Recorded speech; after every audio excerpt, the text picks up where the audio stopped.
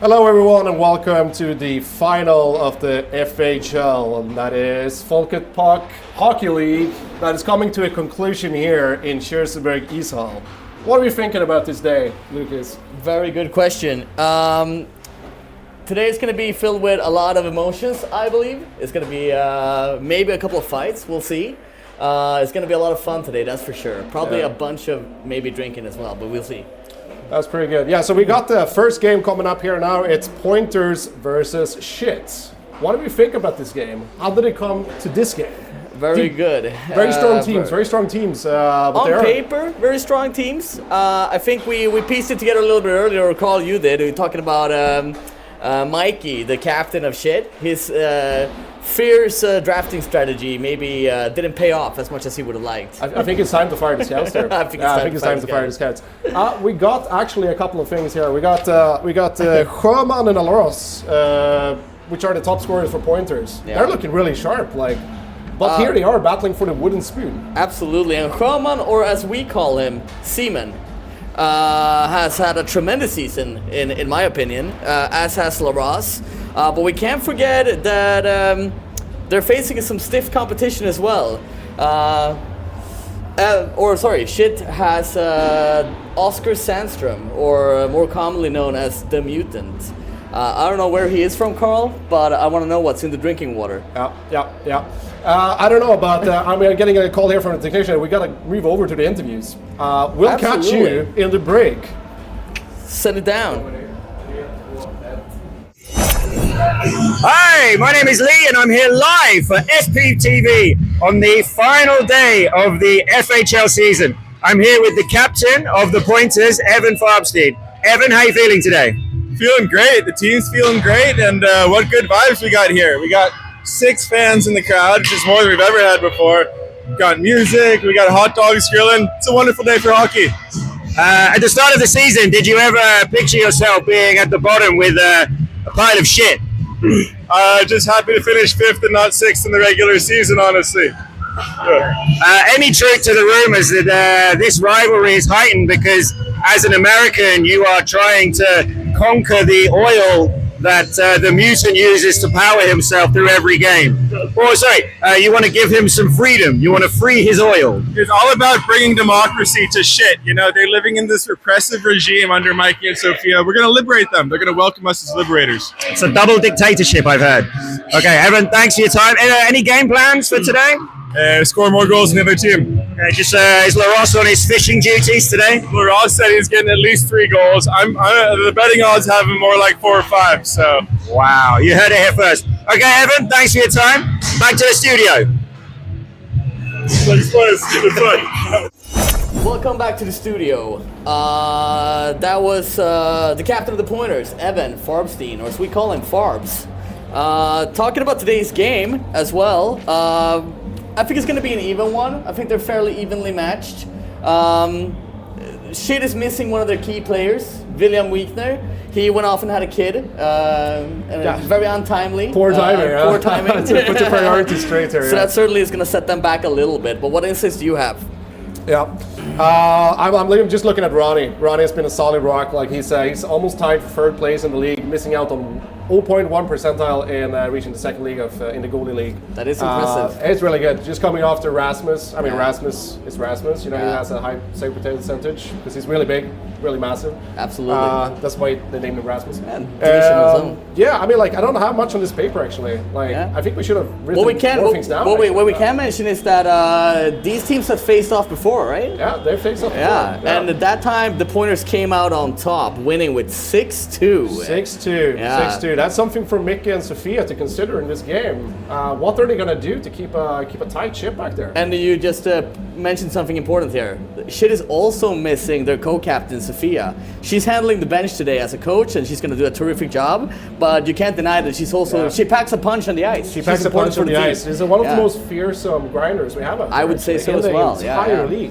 So underdog today, in my opinion. Shit. Let's see if they can bounce back. Yeah. I think this is going to be a really close game, but I am not. I'm not saying anything early. I think it's going to end up with a crazy result. I'd say. Yeah. What do you want to get a little bet going? Little bet. I'm gonna say this is gonna go into overtime, and over there, I think Farbstein, he's gonna claim the winning speed. Yeah, but he's also been expected to win every game he's played, and then he keeps on losing. It's true. And except for shit, but they're coming in vengeful this game, and they want to pick it up. I'm putting down maybe 50 crowns or a beer later on shit winning. Yes. Officially, we're not allowed to make these type of bets because we are league commissioners. But I will match that bet. A beer? Yeah. A beer. Yeah, absolutely. You be betting on pointers? I'm betting on I'm betting on shit. You're betting on shit. I'm betting on pointers. Yep. We go for that, yeah. Absolutely. We're nearing face-off here. They are lining up. So you'll be hearing from us after the break, or during the break, actually. Yeah, during the break. Mr. Seaman lining up for the face-off. He looks like he's excited. He's a proper Seaman. Yeah, he's got a load to shoot today. All right. Let's switch over to the game. All right, take care. See you later. Bye.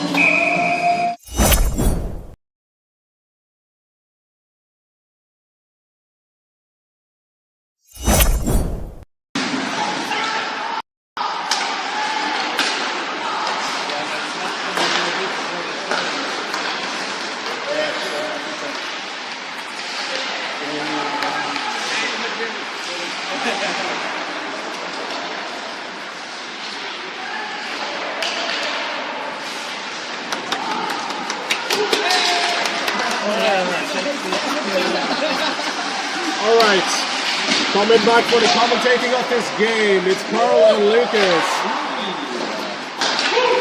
Game start off ferociously here. We got Wendell chasing the puck there in the defensive zone. He's looking for someone to pass. He is making a pass. Is he making the pass? No, he's going for it. He's going to shoot. Oh! Waffle boarded. And we got Hillcrest going in. Open ball. Stenström over to Mustache. Thompson speared Youngland. And we got Magnus. Magnus, where's he going there? Up. Close enough there. Yeah. Magnus with the puck again. Magnus is running there. Deep offense. He's running the offense there. And Ricker with the shot in the post. I want to say, Carl, Dave is one important guy to have on your team. He's just a honey badger. Very smart every shift. Mainly because he has a great personality, hockey-wise, and it could be debatable. But there we go. It's a shot on goal. I would say right off the bat, Shit has the upper hand. Yeah. Shit starting out this game really strong. Yeah, you might actually win this match. I might have to pick up here later on. We have Aiden Farbstein for the pointers. Down his own zone. Let's see if he takes the time. No, he does not. He passes it to Little shoots. Bounce off the goal pad. Taking some with the pass. Oh, it is close. It is close. It's close. Cleans up his previous mistake by cleaning the puck out of the zone. We got some good defensive plays here. Breaking ankles out there. Good in the zone. I'm saying the captain leading the ship here. He is being brought down by the mutant. That is The mutant! We The downside of got, his mutant strength is that he also has some aggression issues. we got a penalty. We got a penalty. I would say well deserved. Alright, let's see what the Pointers power play strategy is. They're lining up. Oh sorry. Yeah, power point strategy. Power Near point here strategy, then, yeah. what do we have? It's hard to see names from here. But We got Weinstein. Farmer's put himself and a youngling on the back end. I think that's a good move. Shot! Deflected. We got Mustache Guy. He's going to pass to Evan here. Yeah, Evan got the puck. Evan got the puck. Back to Mustache Guy. No, it's intercepted. And who fish cleans it out of zone? There we go. They're regrouping here. They're going to go for another one. There's Steven Strum taking the puck up the ice. From what I heard, Tom, you told me he has the most penalty points in the league. Highest, yes, that is true. I think, if I'm not mistaken, it's 14 penalty minutes.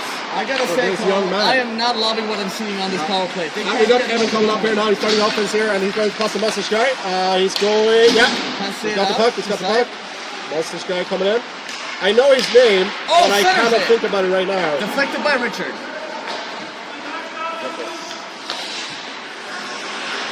Laros going aggressively. Skating around defense. Goes in, looking for a pass. Centers in. Down in the corner. Yeah. Youngling finding the pass. We have Anderson. He's going to go for a shot. Anderson goes for a shot. Rebound. First shot and goal during the whole power play. Trying to clear it. No. He's starting off again. He's a great guy. He's a great guy. Really great guy. And he really Anderson got a good skating emphasis into on the it. zone. He is showing. Taking on defense. Tries to find a pass, I think, but no one's there where they should be. But hey, that's beer hockey for you. Yeah.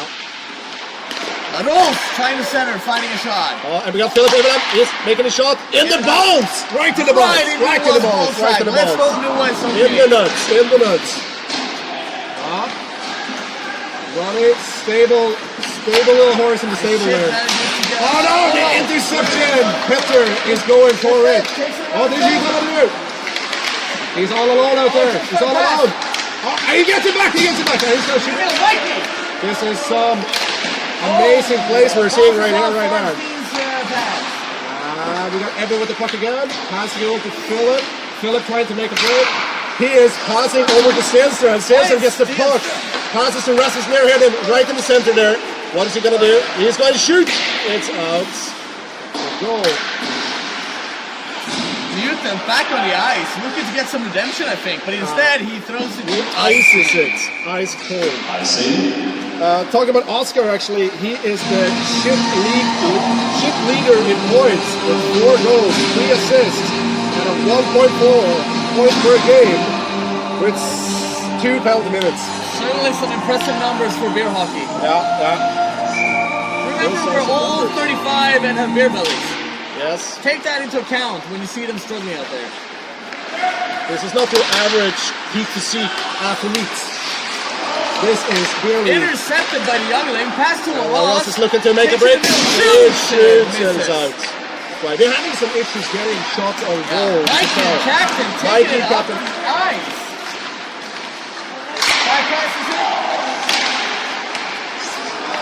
That's a narrow miss from Forslow. He does just not let that shot away. Taking it up the ice.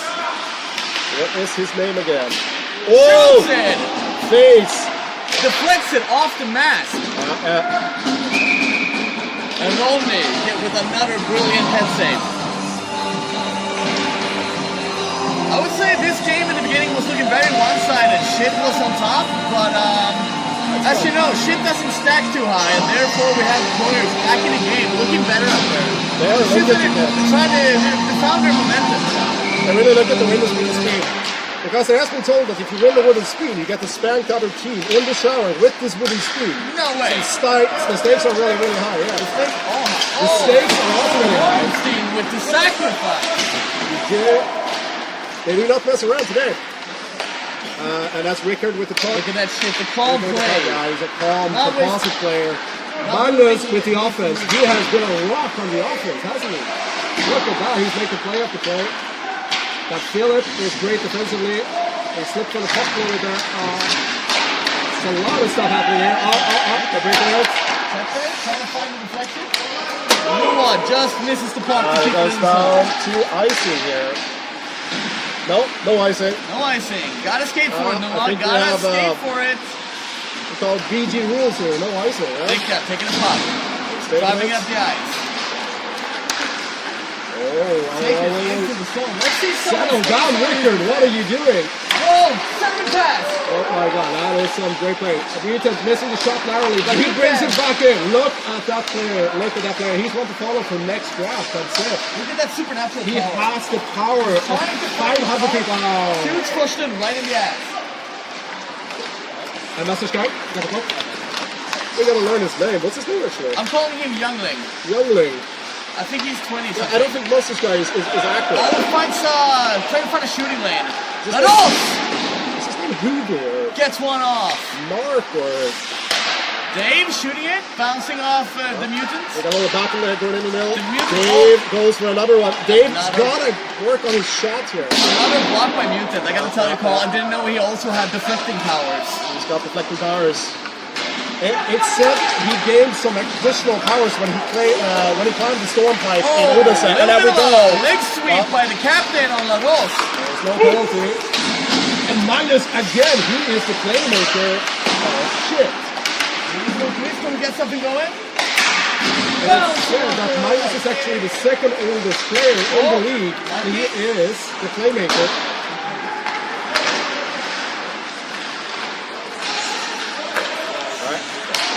Seabeard with the puck, passing into Get it out. Oh, and a save. Ronnie gets a glove on it, and it's puck out of play. I think that's Ulle, but no, it's good guy. Where's he going? Heading to face-off in Ship Zone, sponsored by Via.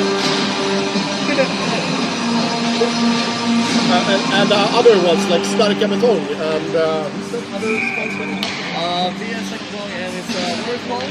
Let's just mention Via again, because Via has to do us. Ventas. Ventana, sorry. bringing We love you, Ventana. powerful software e-commerce solutions to you. Vendel getting the puck. Shoots it. In the bar. And Dave's going to take a play. In a tough position. Vendel and the mutants. Right in the field. It looks like the pointers are being held back over here. Oh! Who's the puck? Who's in goal for... That's one in. Look up. I think it's They got it wrong the last time. Sorry about that. Yeah. Got a little power break here. I know what you mean. They have another youngling named Hugo, but he's not playing from what I can tell today. Oh, that is true. That is true. They are one man short on that happening. Oh, Evan making some sick plays. Passes the puck to what appears to be Lee, but it's not Lee. It's Malmus. Malmus is. It's no icing call. Yeah, there is no ice in this game apparently. They made a decision. We like that decision, don't we? More offensive capabilities. One thing that I see, Colin, is that they're missing a lot of the passes. And I think that could be one of the reasons that are both playing in this game right now. Yeah. You gotta look at the whole picture, right? The whole picture. And when you see the whole picture, only then can you fully understand the whole picture. That's very profound, Colin. Very profound. Thank you. Header. Oh, and Peter. Look for goal! It's a goal! By Peter. It looks like it might have bounced off another player there. Starting it off, and it's looking good for Stone Mountain for a beer later on. This is looking good. Maybe give a little shout out to the audience here. It looks like we have over 30 people in the audience, which may be a new record for an FHL game. It's 30 people, maybe minus 15, but still, very good. And may I remind you, this is the wooden spoon final. They're battling for 5th place. It's the lowest of the lowest final. There's literally nothing they can do. I mean, actually, it's just literally not finishing last. You know, the stakes are really not that high. Oh, just off the post! Of course, Mikey goes for fetching it. Yes. Yes, Vendel on the other side, but it's a little bit covered. Oh, look, here. Passes it up the middle.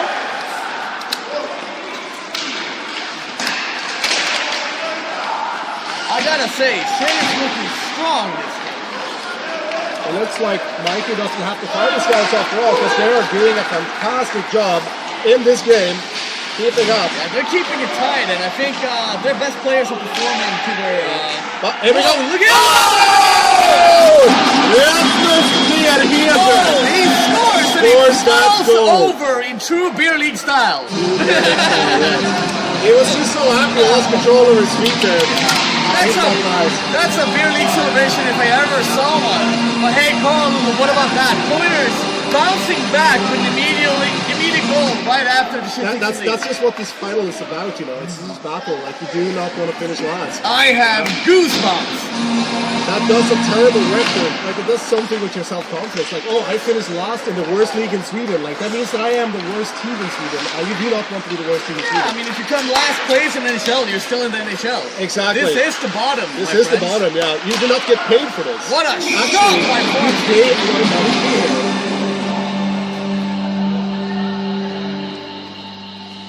Good shot by Farbstein and good glove by Ludwig. Although, it is Beer League hockey, it would have been wide. It would have been wide. But you can't see that from the camera anymore. It's just another shot by Farbstein. Evan. The captain is hungry. And we will not mention his nickname because he's choosing himself. You cannot choose your own nickname. That's just how you can't do it. I'm not going to mention it. Whisper it to me. Harvey. Oh shit. You mentioned it, no. No, I'm going with Farbatron. Farbatron is something that we made up. I think it flies. Farby is just, unfortunately, there is only one Farby, I've heard, and that is Joel Farbstein. Joel, if you're watching this game from California, here's a shout out to you. Another goal! Right there, score! And Laros finally gets that goal. Pointers, fighting so hard for it. Things are changing and moving fast in this game, and suddenly my beer is looking out of reach.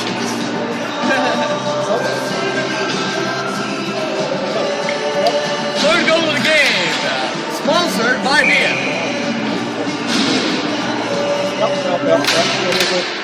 And yeah, back to our previous topic in terms of Evan's nickname.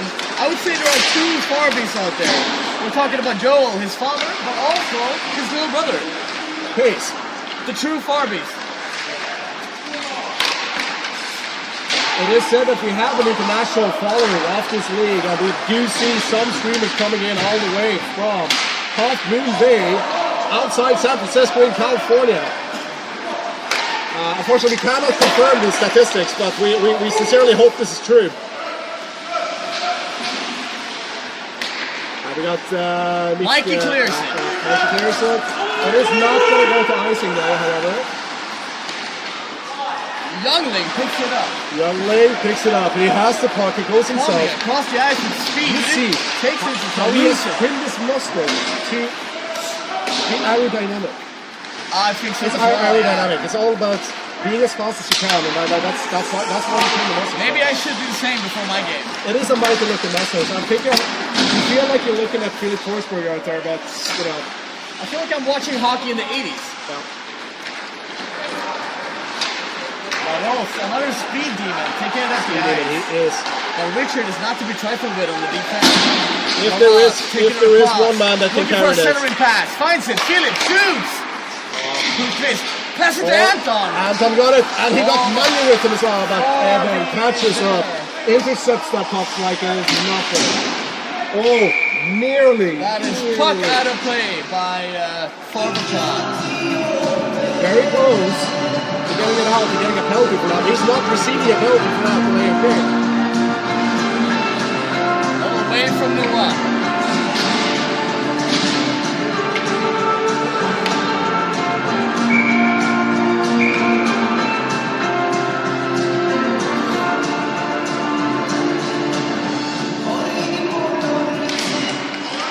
And Chip wins that face-off. It's Mutant with the puck. What's he going to do? He's got the puck. He's going to pass it. He breaks free.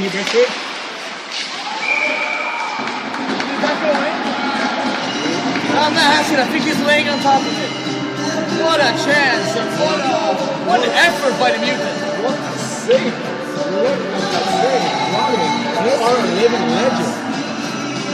Any of Ronnie's families watching this, you married the right guy. That is your daddy right there.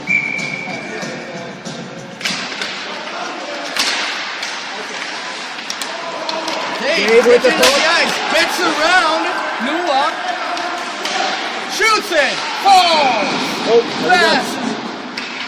blasting into the bones. Let's hope he's okay. He's such a great guy. We got Dave riding right into the boards there. I don't think that's a penalty. Dave is fortunately very used to this situation. He skates really hard but doesn't know how to stop, so he goes straight into it. Yeah. We do hope he's okay though. He is a really good guy after all. I hear his bone structure is very dense after all the injuries he's acquired over the years. Dave is coming off the last training session, scoring 4 goals.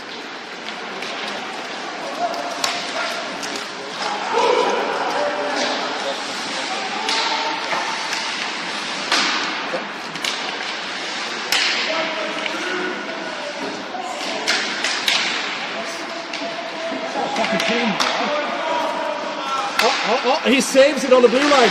But we got a breakaway. Look at that. Evan is available for the pass. He's available for the pass. Alaros catches the puck. What is he going to do? He's going to shoot it. And back to Sivid. Malin Sivid. Passes to Evan. Really good passing there. Barbie looking for Barbie. goal. Center's head.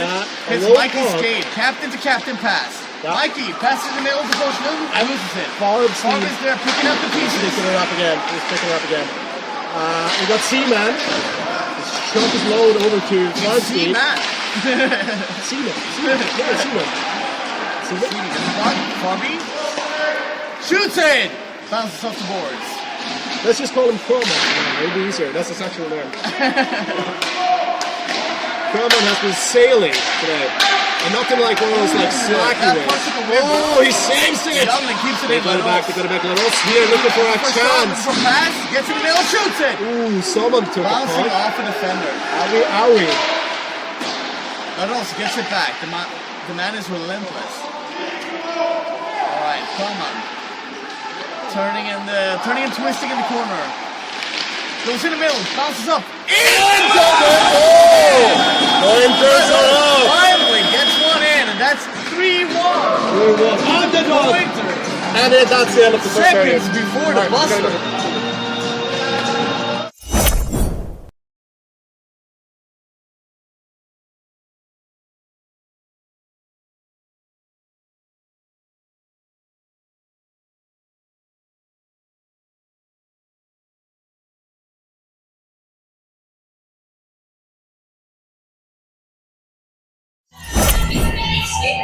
Hi, Lee Ruddle live again for FPTV. I'm here with Rasmus Neheden of the Pointers. They are currently 3-1 up after the first period. Rasmus, you got a goal in that first period. How did that feel? That feels really fucking great. It's a second game we're meeting them right now, and second goal against them for my part. And we're just gonna keep going, and we're gonna score a bunch more. I can tell it meant a lot to you. You look quite excited out there. It looked like you had a little bit of a boner going on after the goal. Is that right? Yeah. I don't know. I'm just fucking happy right now. This is probably the funnest game we're gonna play in this entire season. So we're just gonna keep moving, keep fucking play hard. Excellent. Great to hear from Rasmus. That is not his real voice, by the way. It's normally a lot higher. But thanks for your time, and good luck in the second and third. Thank you, Lee. Back to the studio.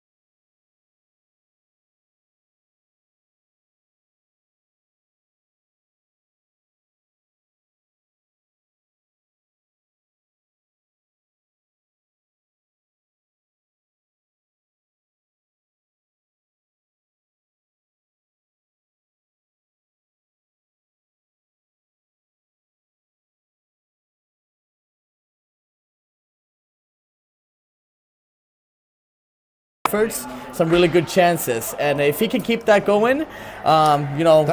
That's just what Oscar does. He That's what claims Oscar store does. pipes. But we can't and forget. He scores goals. That's what he does. And Like, I'm looking at the scale. Like, he is one of the... He's the only player in that is in the top 10. The only player. Yeah, 7 I points. know. But the numbers back it certainly. But we can't forget, it's 3 times 20, which is long for beer-bellied 30-year-olds. With that special insight, we're going to head over to the game again. All right. See you later. See you soon. Tyvärr stängde jag av ljudet. Så du sa ingenting? Så det var helt tyst?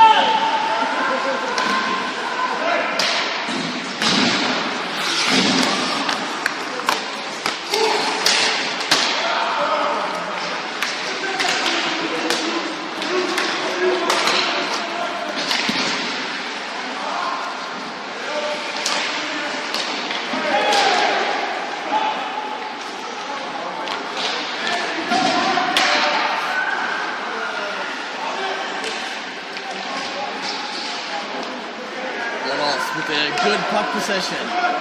Gongling passing it wide to Anderson. We got Dave. Oh, and we got a penalty. We got a penalty.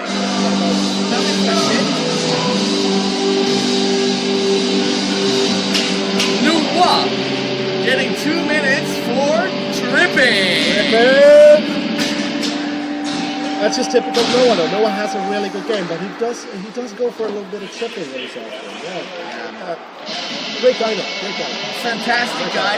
Awesome dude, but when he can't keep up, he goes for the leg sweep. And he knows the rules as And well. you can't do that. Yeah, and he is actually going to be the referee for the remainder of these games, and he knows the rules. Why does he do it?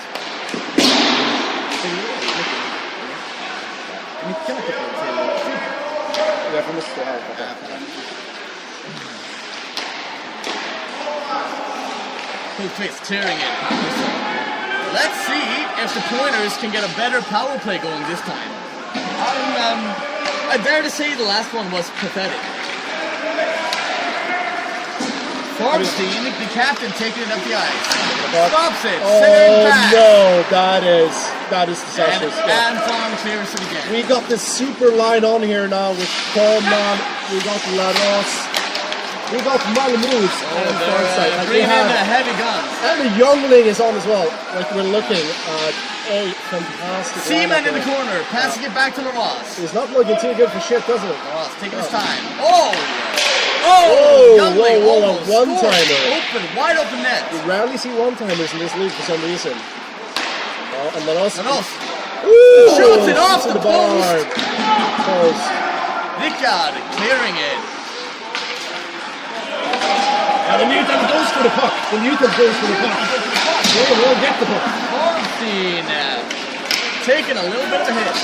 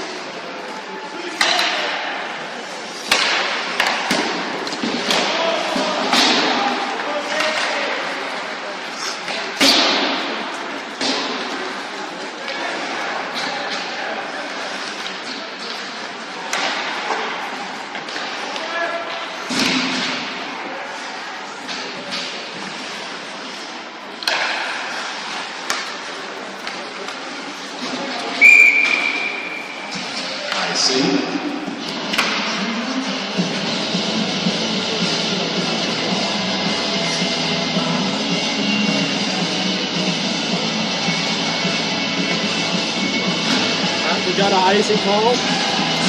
We are looking at a pointers offensive here if they win this face-off. What are we looking at? Lucas. Lucas is not here right now, so he can't answer my question. They do not win it though. And they clear the puck. Oh, and they got a breakaway. Oskar Sandström has the puck. He has the puck. Will we look at the pass? Yes, he looks the pass. And Youngling picks up the puck. Look how smooth he is with the puck. And look at that. Sandström catches a tremendous pass from Youngling.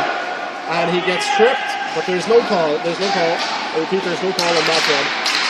He's trying. He's trying. Noah is trying to get a puck. What is happening? What is happening? There's a lot of hand play here. There's like a lot of foreplay, not so much hockey here. We got some cool individual ice. Oh my god, he gets the puck back.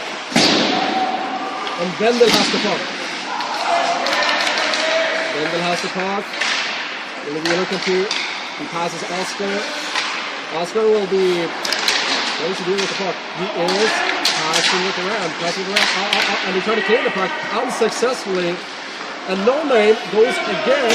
And there's a shot that goes really wide up the net, but it's really close.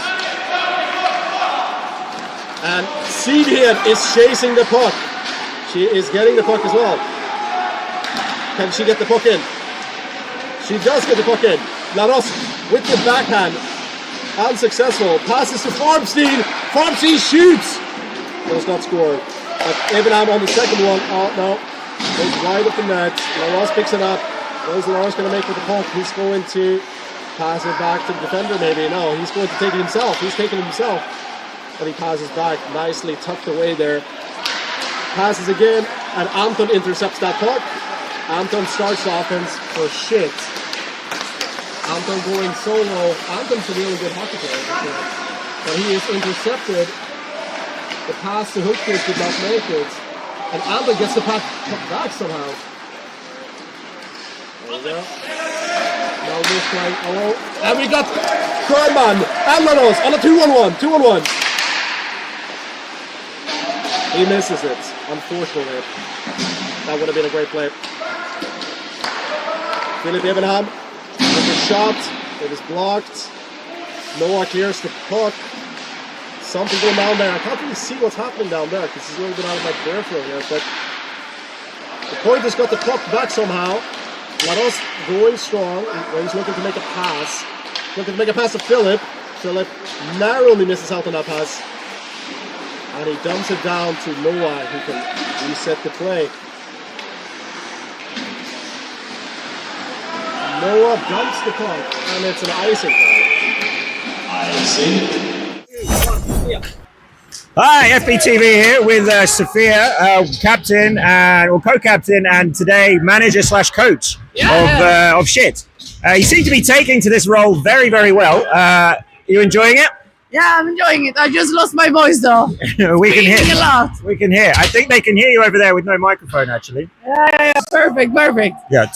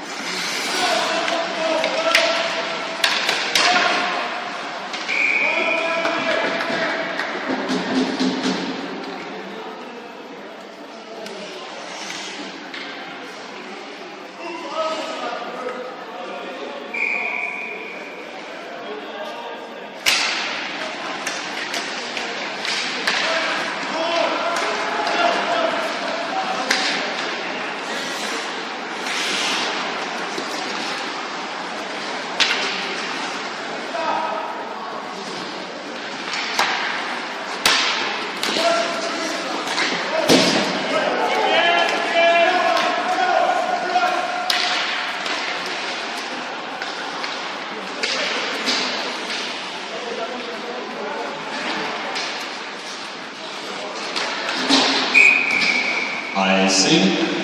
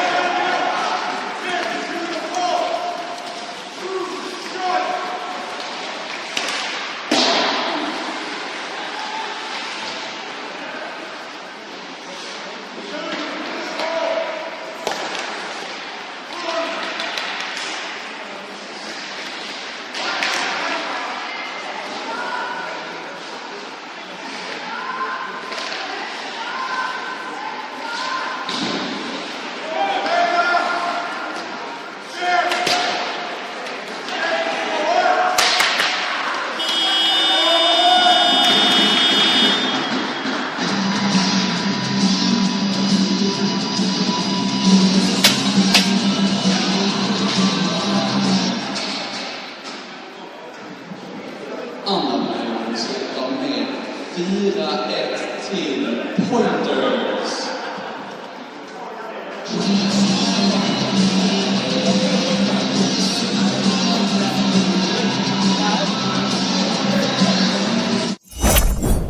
All right, welcome back to the studio, and we just finished up the second period of the Shit Pointers game, and I gotta say, my predictions at the end of the last studio session was very wrong.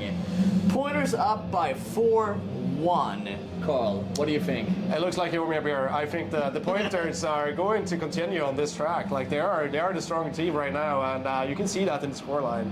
I got word that Oskar Sandström has actually moved up, though. The only player in shit that has made it into the top 20 in scores. He is now in a really good position to climb up to a top 3 of all points FHL. And if there's any game where he needs to do it, it's this one. Yeah, it's the last one. Absolutely. This is his shot. Like, if you want to make it pro, like this is it. You know. Yeah, there's nowhere to go but up from here. That's exactly. one thing for certain. This is the lowest league in the entire world. Oscar is now 40 plus years old. If he's going to have a shot at the big leagues, this is the game he's going to have to show his scouts that he's gonna But make. then again, we don't know the longevity of a mutant. Really, he could be good for another 50 years for all we know. For all we know, he might have lived for 100 years and played in the NHL back in the 20s. We don't know this. Like, when you have that physique and that superhuman strength, you just don't know. The sky's the limit there. It's tremendously impressive what he's doing out there. Tremendously and impressive. right now, he's carrying the Pointers a little bit. Oh, sorry, the shit a little bit. And I think some of the main players are showing up. I feel like Laros, he took to heart what we said in the last studio. He's starting to hit the goal a lot more. But we need some of the shit players to step up even more. Now it's Oscar doing a lot of the heavy lifting. He's doing a lot of the heavy lifting there, yeah. And LaRosse, going back to that, he's had some tremendous game. He is making the passes and everything. They're not going there where they should be going all the time, but he is making those plays. Absolutely, and it takes it up the ice, drives the puck. He's so secure with the stick, dekes around the shit players. And, he keeps on doing this, and we're looking at he's moving up in the drafting pick next season. Absolutely, absolute cheat code of a human being. I think so. Yeah. He's going to go in the first round next year, and that's it.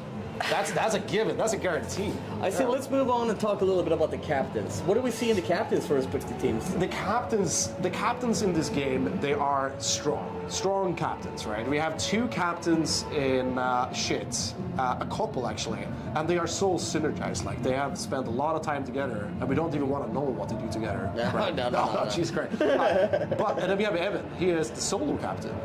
Solo captain. He's riding this ship all by himself, and that is tough. That is tough. Like, he's steered the game though to his advantage. Yeah, and he's now looking at like winning this game with a surplus of goals. But he's not getting them himself.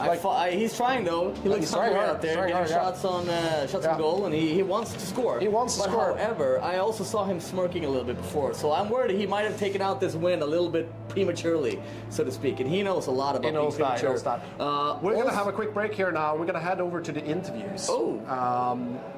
from the studio technician, we got a note that we are having a... Yeah, I've lived the life. Lived the life. Oh, hey! That is the beauty of live TV, folks. Here, live FPTV, FHL Finale, the first game for the Wooden Spoon. I'm here with the co-captains, co-lovers of shit. Currently 4-1 down after the second period. Sphere, you've been very, very vocal from the bench. How's your voice doing? Yeah, my voice is recovering now. It's gonna get worse. I'm gonna scream even more. But I think our team has deserved my screaming, which is mostly skate, skate, yes, good job, good job. That's the only thing I'm screaming. Great words, because as a player, that's what you do a lot. You just skate, skate, skate. It's I obviously play hockey, but it's Barely. Yeah, I mostly just skate. yeah. Is it quite painful not being out there today? Yeah, I was really close to be like, I can play. My shoulder only hurts a little bit. I mean, it only falls out every now and again. Yeah. I mean, I could just pop it back. Yeah. But toughest player in Falkets Park pops a shoulder back in on the regular. Yeah. So, Mikey, you're actually out there on the ice. I'm trying, yes. Yeah. What are you going to do for the third period? We're gonna skate hard, I guess, listening on the coach, and maybe some sucker punches, and try the cheap stuff. Couple of donkey punches to the kidneys. Stuff like that, yeah. We heard from Evan before the game. He's actually trying to get some of the diesel that fuels the mutant. Yeah, exactly. We only had we could only buy for 2 periods. So Newton had to leave for the third, but we had special ingredients this time. So we're looking for a big third period for the mutant. Yeah, no, because he's leaving. We only he's leaving. Sorry. So we only had the money for 2 periods. With the Oh diesel. no! I mean, with the Mikey inquired something special for this game. We didn't use diesel, we used something special instead, a new ingredient. okay, is he on the P Diddy baby oil again, or? It's blood from virgins. Wow. Last night we collected some from the other coaches. Okay, and Lucas being the biggest virgin of all of them, obviously. The oldest coach was the most virgin. I don't know who that could be because I am 23. So, we didn't label them, but we saw it on the but that probably, On the chart. if he's fueled by my blood today, that explains why he's missed a few of the shots. Yeah. So next year we need to think about that tactic. So yeah. All right, well, I'll let you get back to your team, but thank you very much for your time. Good luck in the third, and we'll see you afterwards. Okay, back to the studio.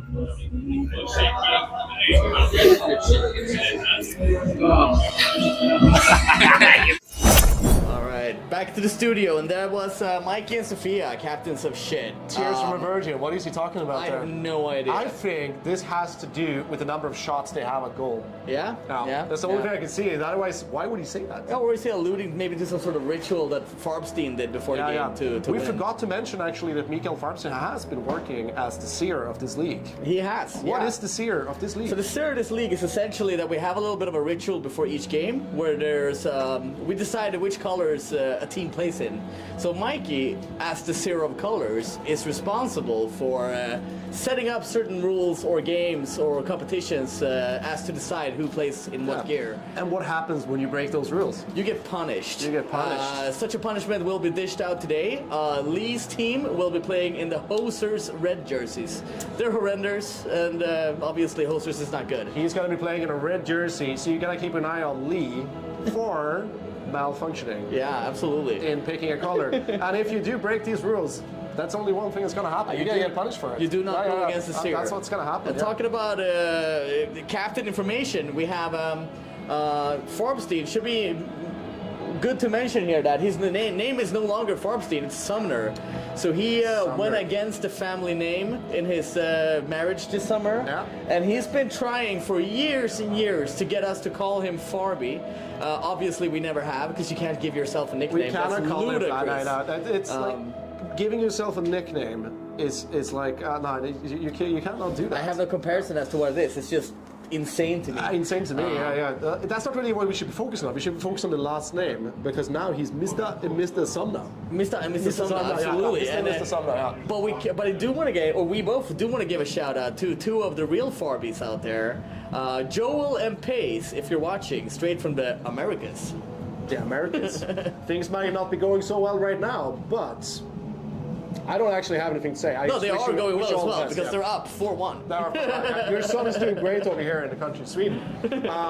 Not saying this is an invitation, but do come over. And what are we talking about now? We're talking a little bit about the league. We scores, are. Let's maybe. go into points.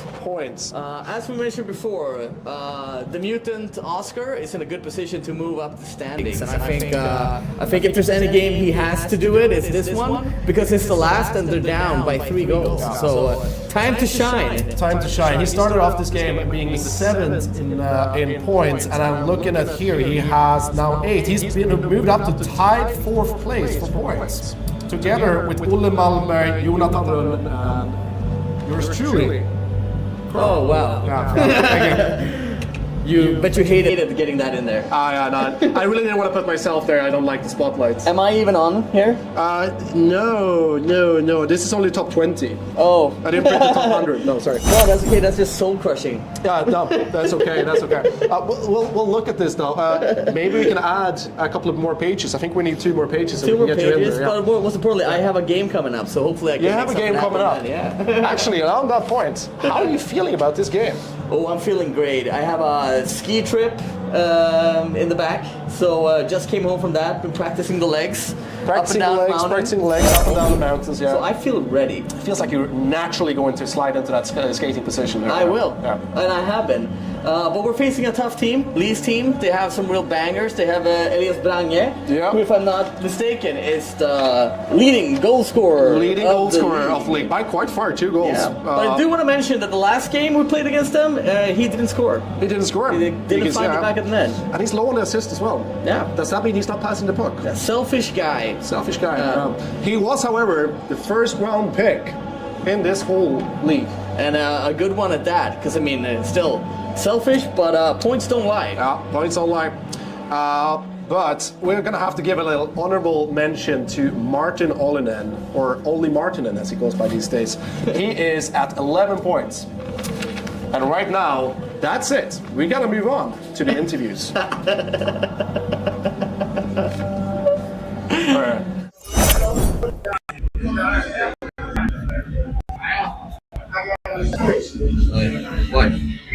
Okay, FPTV live here with Patrick Malmros, scorer of 2 goals in the game so far. How's that feeling? Great. I've been waiting. I've been waiting for those goals. About 4 years? Yeah, training and goals saving all the time. So I'm feeling very lucky with 2 goals. Feels wonderful. It's a great team performance so far. You guys happy with yourselves? Yeah, I think so. We were playing the last game of the season very good together. Putting all the last pieces, unfortunately, the last game. But it feels great. What were the words from Evan Farbison, son of Farby, in the locker room? What did he say? Nothing is won until the last period is played. Yeah. Very wise words, very wise words. Yeah. Okay, we'll let you go back to the ice. Now back to the studio where Carl is sitting on a regular chair and Lucas is actually on a high chair, so they appear the same height. Thank you. Great. Well. All right, we're back in the studio here. We have got some news from the bench. Apparently, star player mutant Oskar Sandström, who claims stormpipes by night and plays hockey by day, slashing and scoring, he is not going to play the 3rd period. What has happened, Carl? What has happened to that? Apparently, he got the timing wrong. Maybe he got injured as well. So he's double booked himself. He's double booked himself. That is beer league hockey for you, and 30 plus. I think Oscar has 3 kids and a wife who need him. That could be it. That could be it. I mean, priorities, right? Priorities are where they are. We gotta give a shout out for doing that. Absolutely. But, thanks for playing the first 2 periods and doing it well as well. But I think that is a tremendously tough blow. That is a tremendously tough blow. They're going to get back from 4-1 with 8 players total. And without their star player and top scorer. They do not have 2 complete lines. They have to rotate both defenders on 3 and all forwards. And again, How is this gonna go? And again, we're plus 30. We all have beer bellies and bad conditioning. So that's gonna be tough. I can't even describe how little I want to be in their situation right now. This situation is rough, to say the least. To say the least, Lucas, this is rough. I have never looked into the abyss, but if I ever did, I think it looks a lot like shit right now. Yeah, it looks a lot like shit right now. I'm looking at the bench there. They are in dismay, I have to say. They're even getting help from one of the other. I see slumped shoulders. I see frowns. We see shit. It looks like shit. It looks like shit. It looks like shit. Yeah, it looks like shit. Yeah. So, what are we going to talk about now? We're going to talk about a special guest arriving here, Arvid Granje. Oh. Arvid Granje. He is not on the top scorers. He is, however, the most brutal enforcer this league has ever seen. And Arvid, welcome to the studio. Do I talk into Yes, this one? you're talking to Pick something. one. Yeah. And make sure your face is in the camera there as well. Yeah. There we go. Yeah, there we go. Thank you so much for having me in the studio. I wasn't sure I was going to make the cut as a special interviewee, but it's good to hear that being the most brutal person in the league pays off somehow, and that I get some kind of screen time for my efforts. That was always the plan. I gotta mention it as well. It's interesting to me because first time I met you, you were like, "Hi, my name is Arvid. I go to this Buddhist temple as some Zen person of some sort." So then here we are, a couple of months later. Yeah, I stopped. Yeah, And you were what, like 20 years old you or fell something back like into that? your old ways. I fell back into old patterns, way more interesting patterns. Aggressive patterns. Than looking within. Yeah. And I found that beating people up, checking people, playing against the rules, for me that's a kind of meditation. Yeah. And that, to me, is my communion with the cosmos. Yeah. You know, that's my From the way Buddhist of- temples of Thailand to the rings in Kirseberg. That is quite some leap. Yeah, That is, yeah. yeah, Well, that's it quite wasn't the some Buddhist temples of Thailand. It was the Buddhist temple of a basement close to Kuken at Söderberg. That's So it's not quite the long trip. that But yeah. that That's was what it was. You know, and we that's interesting, Arvid. Yeah, That's interesting. It is Yeah. interesting. That's interesting, Arvid. It's Yeah. interesting in a shitty sort of way, but it's. I think that's my journey, and that's what brought me here. That might be what made me a good hockey player, because I got sick of that Buddhist nicey mumbo jumbo, and now I'm just here to kick ass and not score goals. Certainly, but, you know, sometimes you have to try the peaceful way to learn that you are made for the aggressive way of things. Exactly. yeah. Sometimes you gotta learn how to punch before you can skate, you know. But you're a pretty good skater too. I do my best. You punch Just better fast, outwards when you learn to punch inwards. Exactly. Yeah. Exactly. All right, thank you As so much, within, so Arvid. without. Thank you, Arvid, for this special interviewing thank you. opportunity. Thank you. We're shortly going to head back to the game. As we see, they are lining up here. We're just going to give an expert opinion on the third period. It's looking rough. It's looking really rough. It's looking really rough. First and foremost, I'm gonna owe you a beer, and secondly, let's make some new predictions. I want to do double or nothing, and let's go for exact score instead. Exact score. I'm thinking we're gonna end up with 8-1. 8-1. I am going to go for 9-1. All right, closest wins. Closest wins. And Thank with you so that, much. we're going to head back to the game right away. Don't miss a second of this action.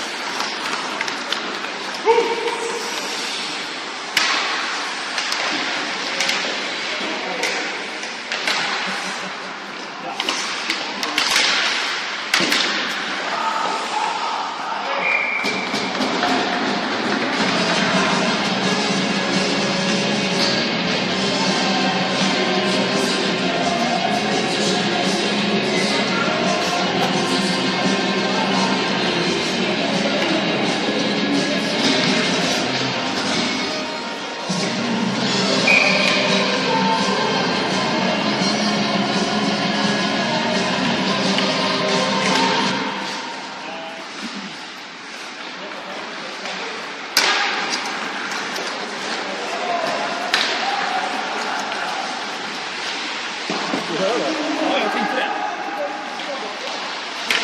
Pointer's making a pass into the middle, and What a save. stop save What a by save. Shit What a save. Titans. It's a bit of a demolition going on here. Pointers have the undeniable advantage. Look at that bench. Look They at are that so bench. tired. There are 3 people on the bench total. 3 people. That is rough. That's that's gonna be hard on their lungs.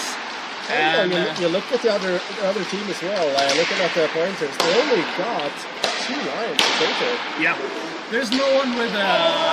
So They're both playing with all the players they can spare, and Pointers have a few more people on the bench, and it's showing. the goalie is pulling a massive. He is carrying the team on their back. He definitely is. He's doing a great job. Really good job. But there's still 8 minutes on the clock. I mean, we've seen other things happen. We've seen worse things happen. We've seen the tide turn before, Although I have to say, and shit in particular has turned the tide before. they have 35 before. And like, will we see it again? Most likely we won't, because just of the short bench they have. It's hard to get that energy back on the ice when Yeah. you have 3 players on the bench total. Yeah. You don't have any set lines. You know, you're lacking so much in that avenue. Yeah, and when push comes to shove, you're competing for a 5th place. If it was a 1st place, maybe they could get the adrenaline pumping. Maybe there could be some kind of a spirit download. But I think the fatigue is really taking their toll. We are seeing here a little bit of offense here. Oh no, Yeah. they missed the pass. Oh, that's too bad. That's It's too bad. They had a good something opportunity going there. Had something going there.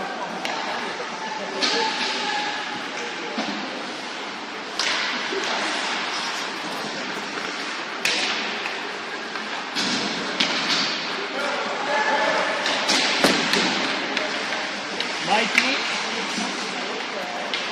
Chris. Shoots over the goal. Trying to get the puck in. They are really working hard for this goal. They are. They have a shot. They have a great presence in front of the goal. So many shots. I think they deserve the goal there. I think right now they are working harder than Pointers. They don't want to lose 5-1 and 5. They just don't want that. They want to have at least a couple of goals on the back, just finish and work away. The stakes are high, quite high. You don't want to be the last one in the FHL. Oh, you don't. That's true. We are playing at the lowest level in all of these. So you don't want to be at the lowest end of that. You don't want to be the lowest level. As you know, Malmö is not the biggest in the hockey. So we can safely say that this might actually be That's a great play. the lowest league. Yeah. Oh my lord. Oh, And there we go. there we go.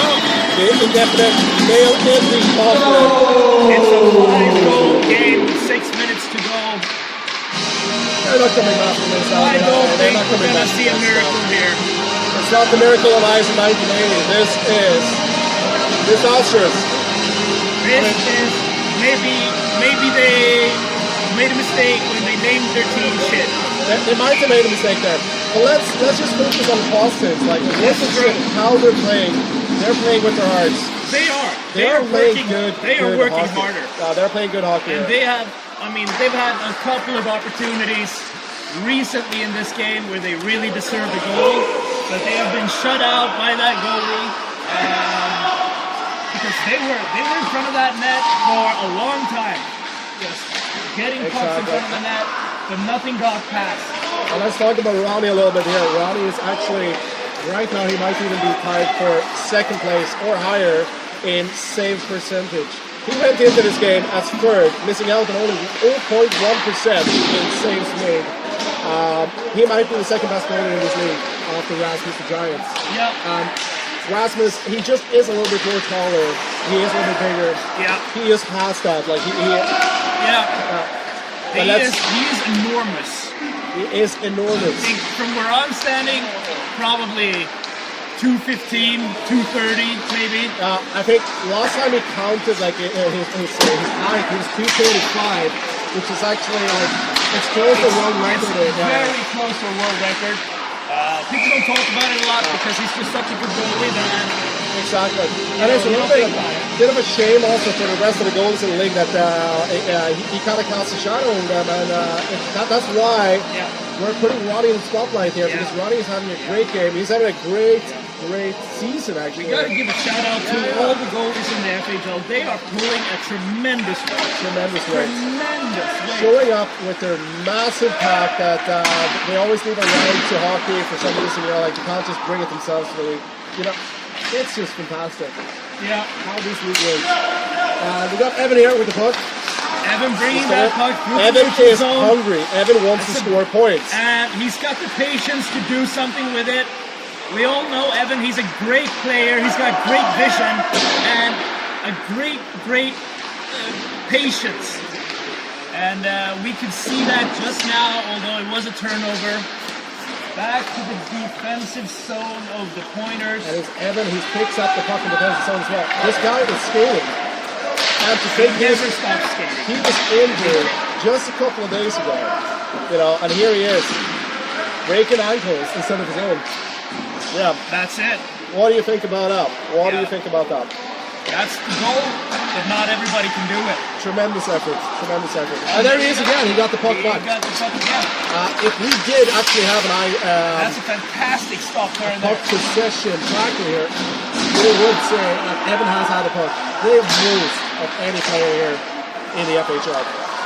Now we've got LaRose back here now. He's going for the offense here. He's coming down, cutting down on the left flank. He's trying to make it in. He's passing into the center. Dave tries to make it up. Man, infamous for his speed, particularly. He's an incredibly fast skater. It's the speed, it's the puck handling, it's the looks. He's a pretty good looking guy after all, you know? Yeah. He's got kids. He's got a couple of kids, and he's performing like that. Boy, I tell you, like he's doing good fucking. He's got it all working out. Okay. Show it.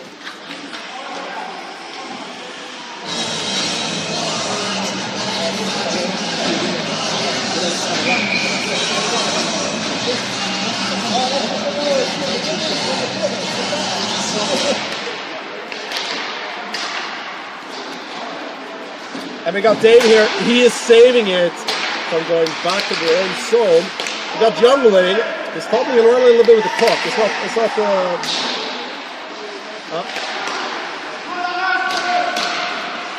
lot of stuff happening here right now. And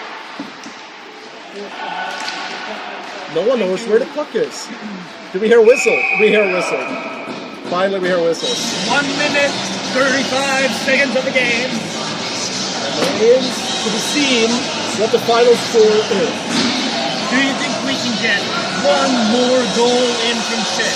I think they want it. Just a single goal. A single goal. They deserve it. They deserve it. They deserve that. But they're not going to get it for free, you know? Right now we're being pushed back. The time is rolling here. I don't know how this is ending. You know, I think it's over for Shit. I think. Oh, great save. Save by his face. Ulle Euler today has taken more shots to the face than a professional porn star. We think this might be the most puck to the face games any goalie in this league has ever seen. What do you think of that, Arvid? I think you said it. Best. There's no other way to put it. Well, that was a pass through the legs.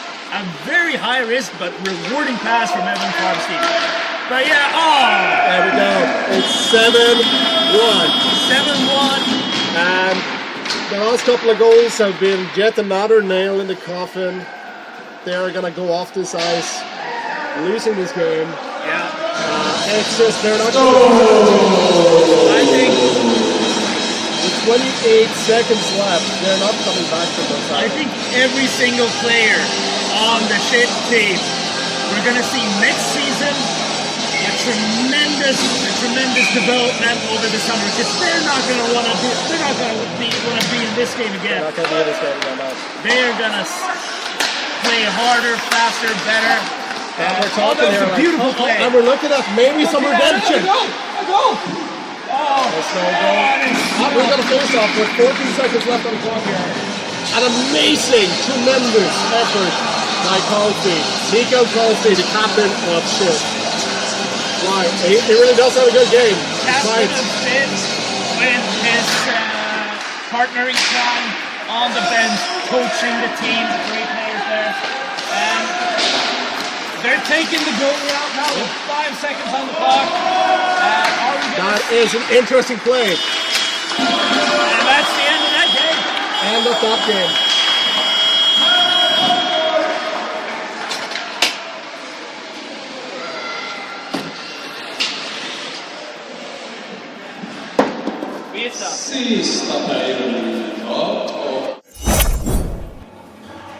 Boy, what a game. What a game.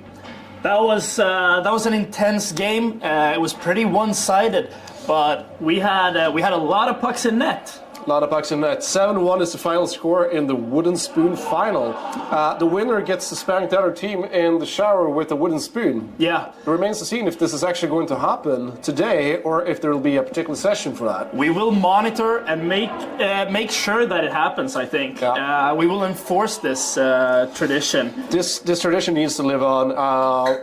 That's the thing with this club, this league is all about traditions, and as traditions goes, we're pretty strong with it. Yeah. Like any good club, organization, or sect, it's built very heavily on tradition. And but let's talk about the game. What did we see there? We saw a tremendous effort by the underdogs. Shit, they had, for a large portion of the game, they had 3 people on their bench. Only 3 people. 3 people. And I can't, like Lucas said before, I can't even begin to understand what their insides felt like. And what does this mean to you who doesn't watch hockey regularly? And that is basically that you have 3 players that are supposed to substitute 5 players, meaning that you have an incomplete team.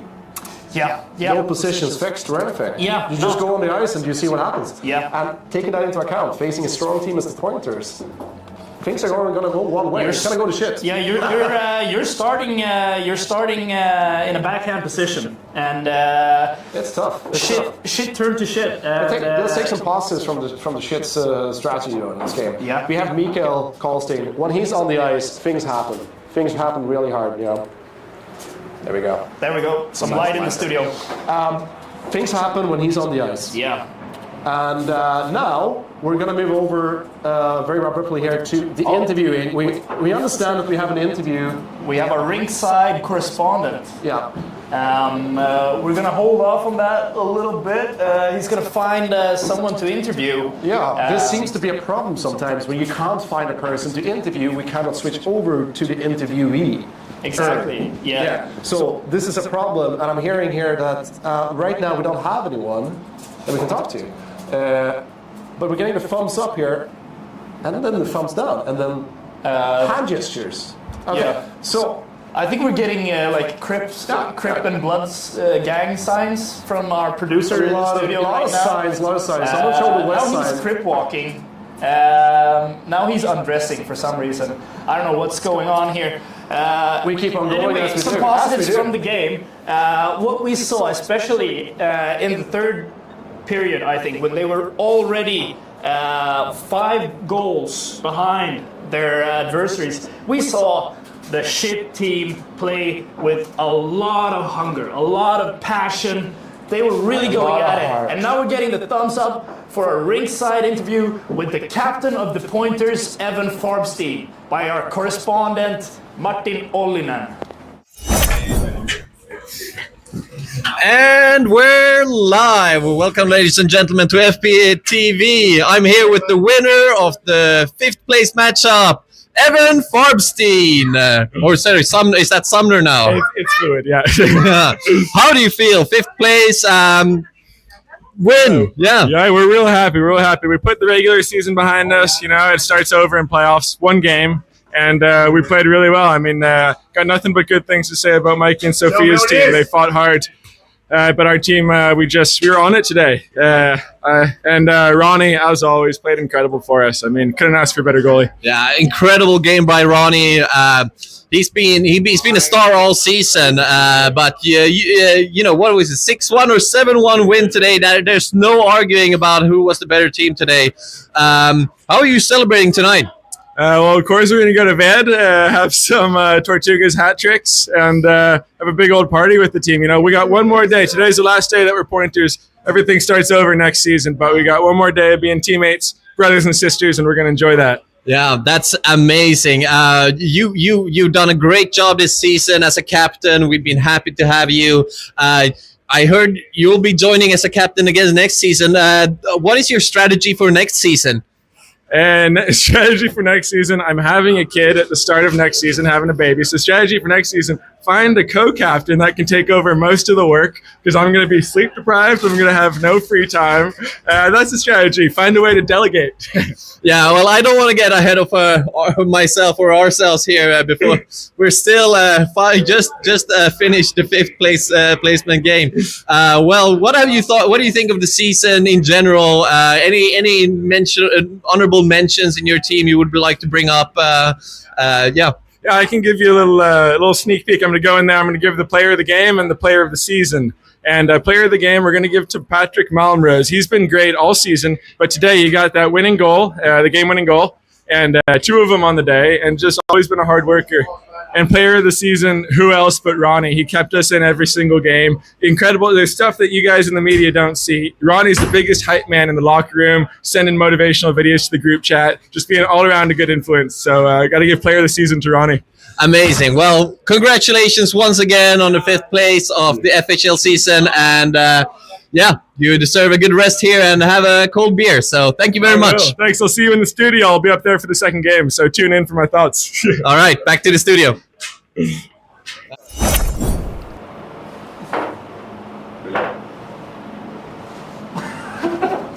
Welcome back to the studio. So now we're preparing ourselves for the next game. What do we have in the pipe?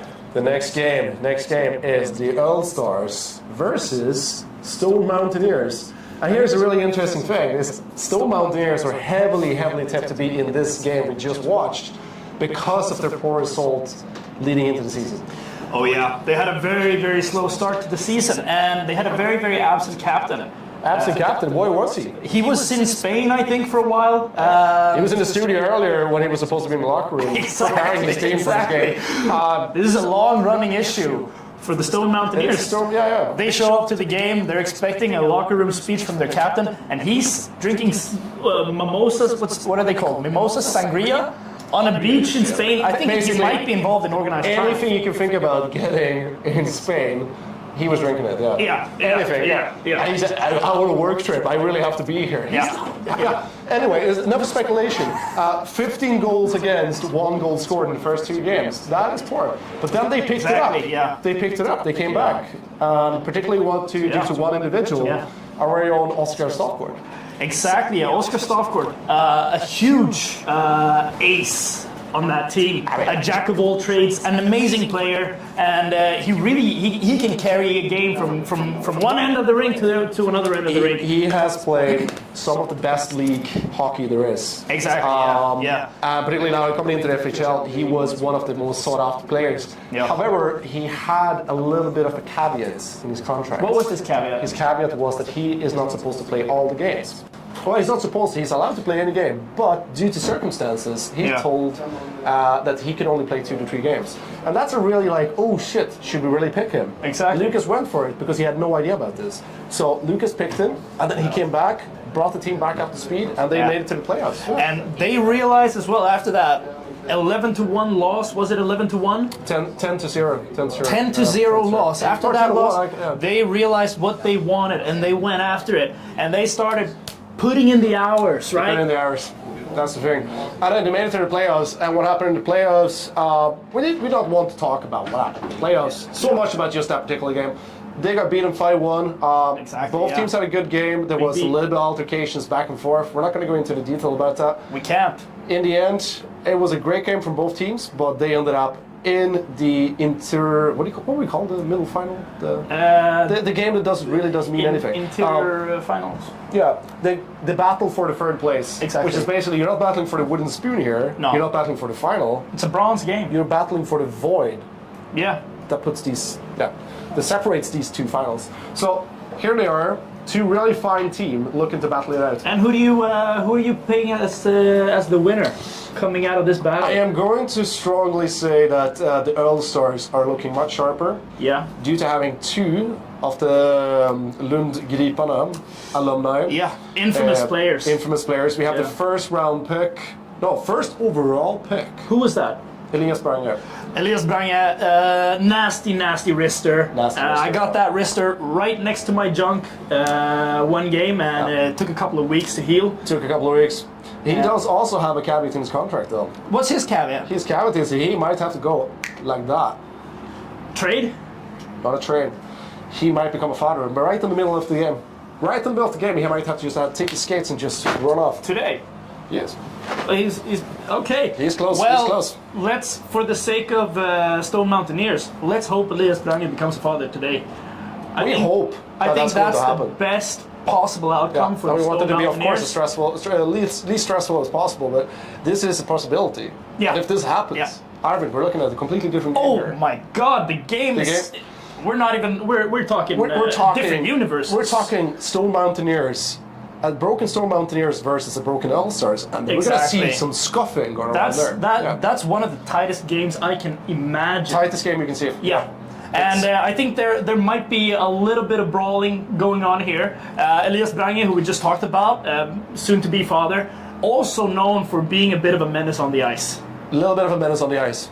Well, let's talk about Lucas. And we got in Lucas as well, and in track record. Yeah, track record. We got some other players in the Stone Mountaineers. Thomas Gustafsson, also known for making a ruckus on the ice sometimes.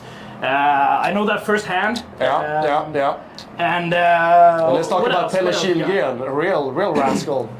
Real rabble-rouser. Yeah. He likes to tackle hard and shoot hard. Yeah. No, but I think you're pegging this win on the All Stars. I think I got it on the Stone Mountaineers because I think an underdog story it just plays out better. And they lost so heavy early in the season. They got gas to go all the way right now. It's what we want to see happen. Yeah, unfortunately, the All Stars haven't had the taste of being on rock bottom, but the Stone Mountaineers have, and they've climbed their way up, and they're not going to climb their way up just to fall back down. They rode the shitstorm out of shit place. Yeah. Oh my God, they did. They endured the shitstorm, and they came out. They were in the eye or the sphincter of the shitstorm, and they rode that shit out. Eye of the shitstorm is what they were in, and they came out of it. The captain climbed back on the ship. He came out of it. Yeah. Straight into the playoffs. Yeah. When he got beaten, of course, but they progressed. And I don't know how his real estate deals in Spain are going now, but he chose his team over enormous sums of illegal money. And that's all you can, if your captain does that for the team, he's a great captain, regardless of where he was for the first 4 or 5 years. You got to look into that. You got to look into that. Yeah. The thing is, though, something we haven't mentioned though, on the Stone Mountaineers is the goalie situation we have here. Oh, what's the goalie situation? Thomas Tontori. Yeah. Impressive 88% save percentage. 88% save. He is the one who has saved the most shots in the entire league. Oh my God. Faced most shots of all. Like he has had pucks throwing at him. Yeah. At an enormous rate. We're talking And we're talking beer league here. Sometimes the defenders are just, they're not even on the ice. Sometimes. They might be in the parking lot, chugging beers or whatever. They're not even on the ice. We see in the last day we had a couple of guys just leaving in the middle of the game. Like, what is that about? Yeah, what's that? Where's the morale? Do they even get, paid? Yeah. No. Unless spankings with a wooden spoon is a form of currency. Maybe in a primitive society it is. In morale, and morale they're not showing. Exactly. So why would we tell about that? Yeah. But yeah, so an 88% save percentage. 88%. That still means he conceded quite a few goals. Yeah. Not due to his fault though. No. Now Thomas, I played with Thomas quite a few times back in my days, but Thomas is a great guy. Saves a lot. He actually is the only goalie who has a chant built around him. Tontori. is something that Yeah. if you ever were in Odense back in Yeah. 2025, It was- you would know this chant. Yeah. It was Simply written by because- a great poet. Great poet. Tonteri. It's a very complicated chant. It's you have to string Verse together and 3 syllables. chorus, yeah. Tonteri, and he comes straight out of Finland, I think, or Finnish Swedish, something. He has Finnish background somehow. We don't know really. Is he from Finland? Is he from Sweden? Anyway, back to the topic. He's from Espoo. Espoo. We're getting He's from Espoo. Yeah, we're getting intel now on his background. He's from Espoo, which Espoo. well, none of us knows where that is. Yes.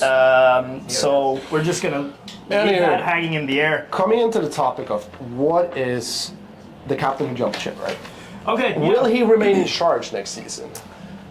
Will he continue to axle the enormous pressure? Well, I think he likes. I think he likes the role, and I think he wants to. But I'm not sure what the circumstances are. He's been saying, this is, we're 30 plus. Well, not me, but you guys are. He mentioned. And there's I'm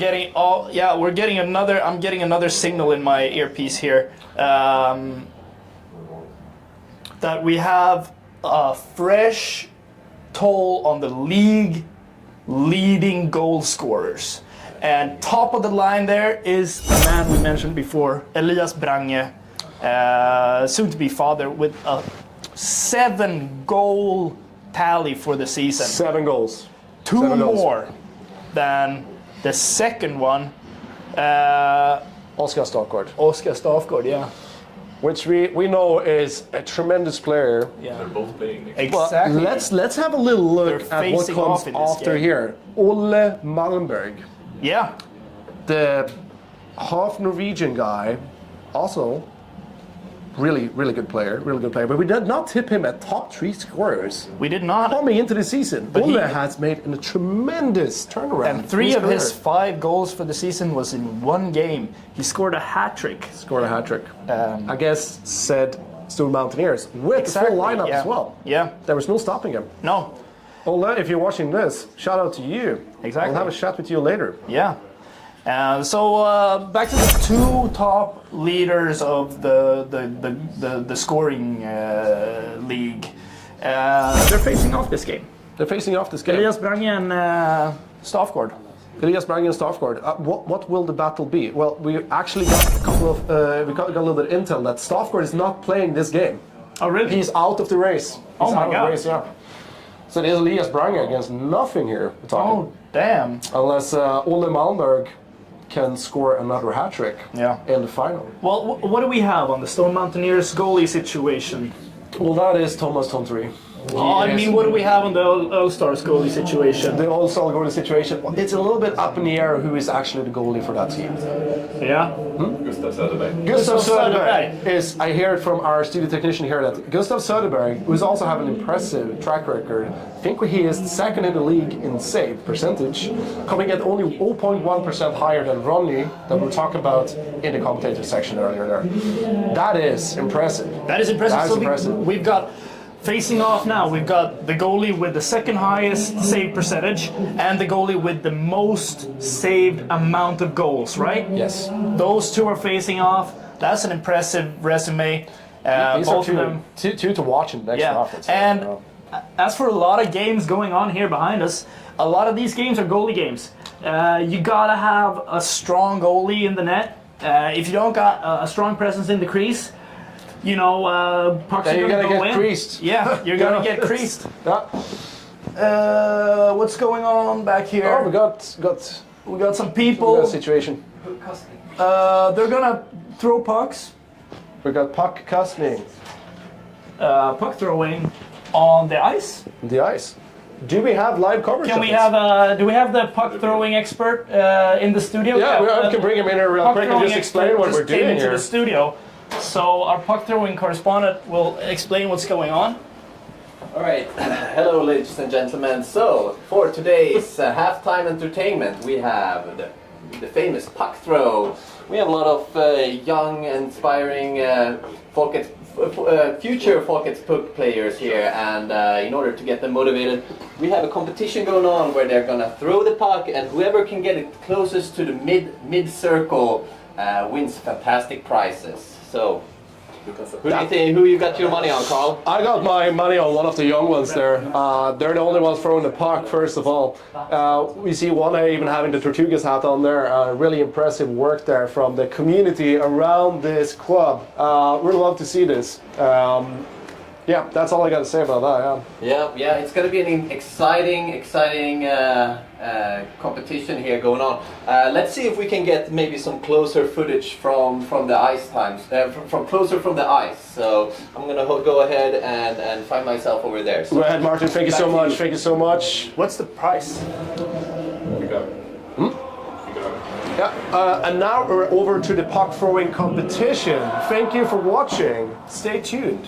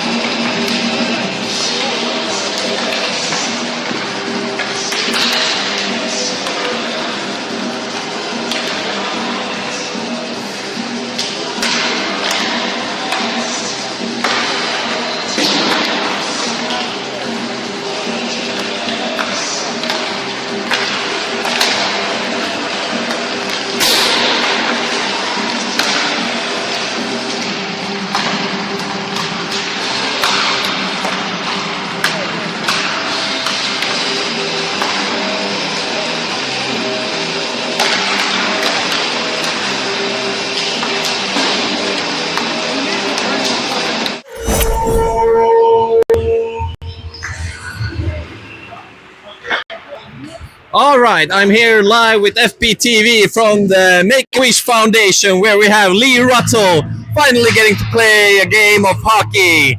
How do you feel today? I really want to thank Focus Puck for letting me captain the team today. It's my wish. So, Lee, going against the Seer has real life consequences, and here you face them today, playing in the only one in the hoster's jersey, fitting in nature, fitting in style. What are you going to do to help your team win today? Maybe just try not to touch the puck or get in anybody's way. Let them just play around me, like the good little cone that I am. Well, you are a useful cone, as someone wise has once said before.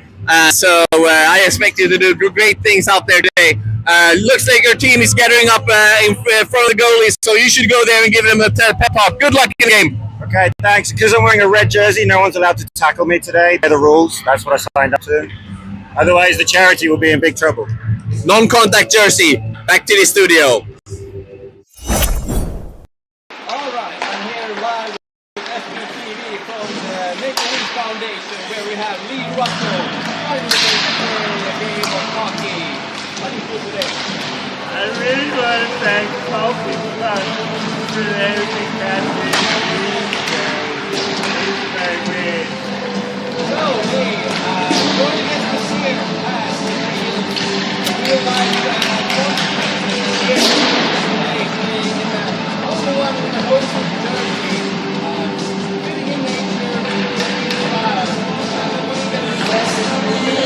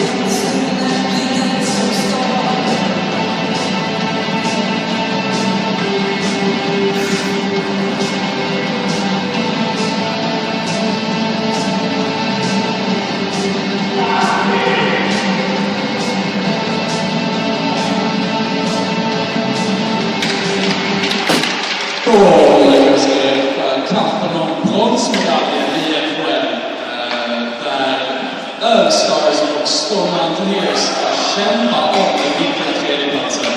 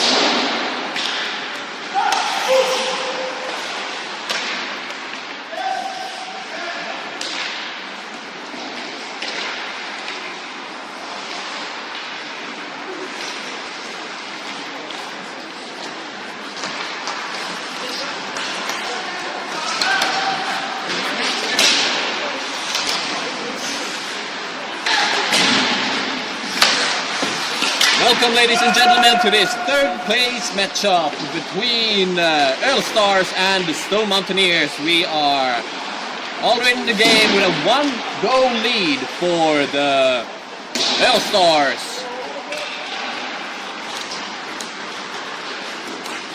Looks like we're gonna have an icing on the play here. Icing.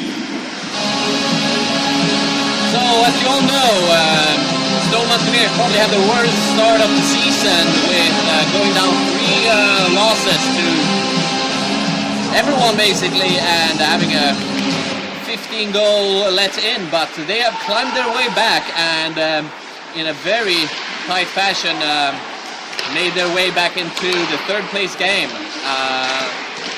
Earl Stars, on the other hand, probably the team with the closest chance of making it to the final, going with a first draw against the Noble Knights and then losing on penalties, the first penalties in FHL history. Oh, we see Eriksson taking a tumble there, flicking the puck in to the zone though to Lee Russell, who shoots wide. Lee Russell, good forecheck there with a centering pass, and Eriksson once again takes the tumble but can't get the puck against the goal. Got Allard bringing the puck into the zone and losing it, and then being cleared by the Earl Stars. We got a dangerous attack here brewing for the Stone Mountaineers. We got Rasmus Anderson with the puck, he shoots, and that means that Gustafsson will cover.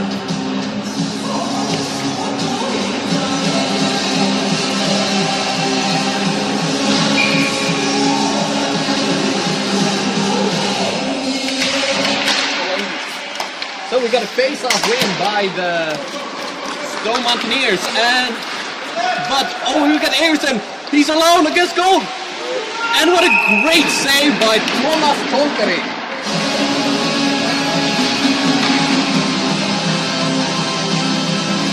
So in goal for the Stone Mountaineers we have Thomas Tolkari from Espoo Helsinki, and in goal for the Earl Stars we got Gustav. Rasmus Anderson there managed to clear the puck out of the zone and fights against Gustafsson there. Puck ends up in Mikaela's on Mikaela's stick. No, excuse me, that's not Mikaela. We got Norling with a pass that just goes wide of Gustafsson, but he manages to get the puck to himself. No, he doesn't.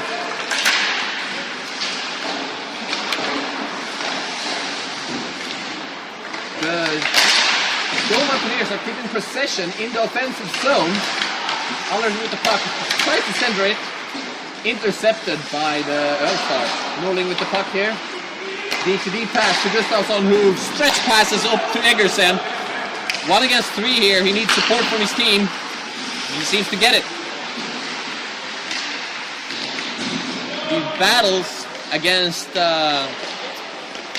Tom Tingle. Oh, that is a flimsy puck that just goes wide the net.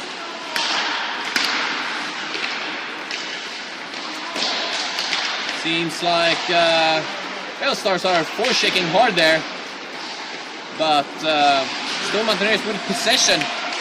Tom Tingle fighting for possession, loses it, gains back by. Oh, and Gustafsson there. Trips. Oh, it goes into the boards. I hope he's okay there. And with the stretch pass to Eriksson. Brings it into the zone. Oh, nifty little pass there to the back post. However, goes wide. Ulvestein with the shot. Contrary saves. And Ulvestein already has a couple of goals.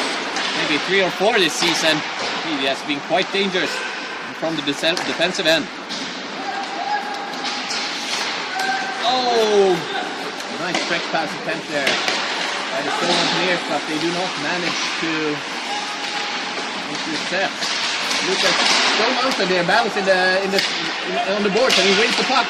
Had Shingren there, tries to shoot it, and Michaela Karlsson chases the puck back into her own zone.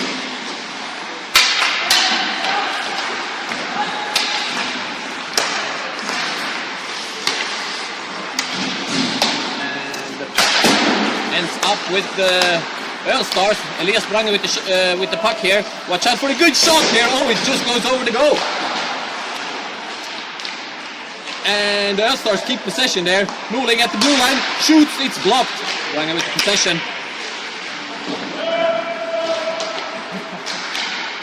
And Brange with the possession behind the Snow Mountaineers goal.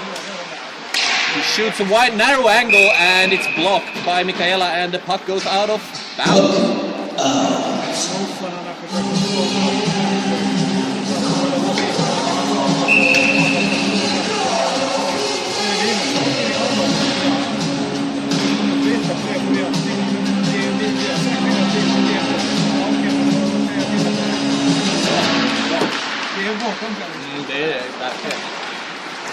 Lucas Stonemountain here tries to drive alone, but gets undressed by Gustafsson.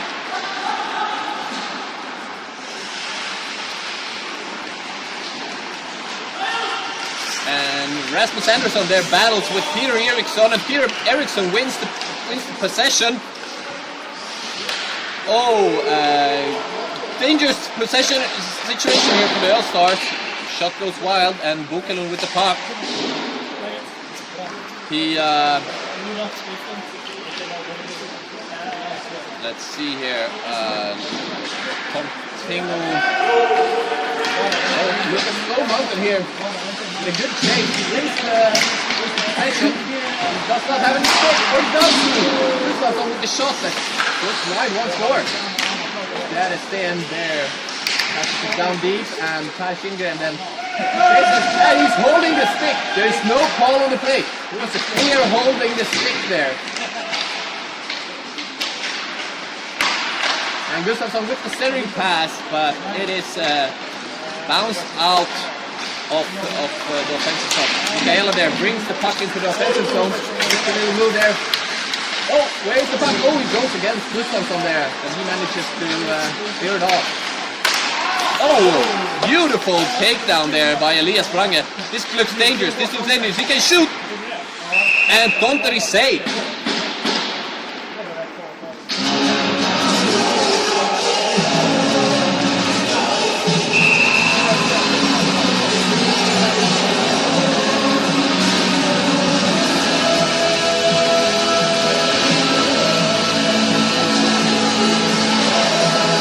During the regular season,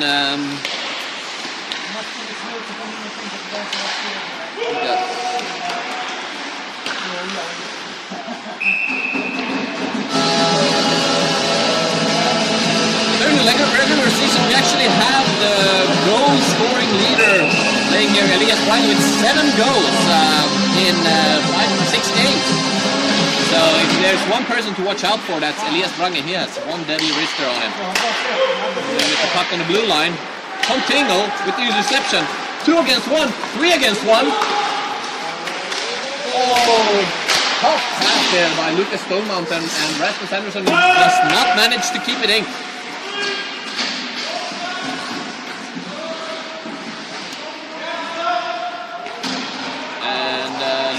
We're gonna have a missed pass there, intercepted by Bukelund in the defensive zone. And oh, good hard pass there by Gustafsson, but it's not intercepted.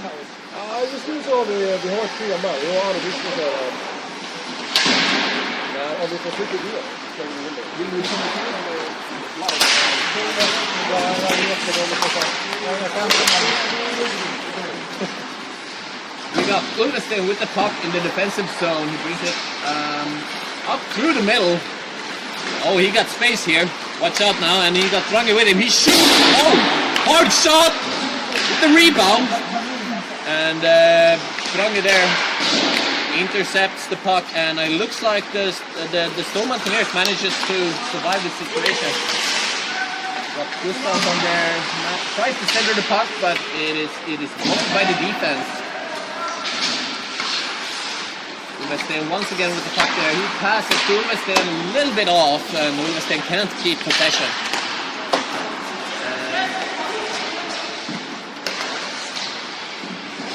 Oblak there tries to pass Snow Mountain himself, but And Brange now the other way. Watch out for the shot here. Oh, that is wide. Off. Was there perhaps a stick in the way? Looks, according to what the ref said, there was a stick block on that shot. I think that we could see here from the commentator booth.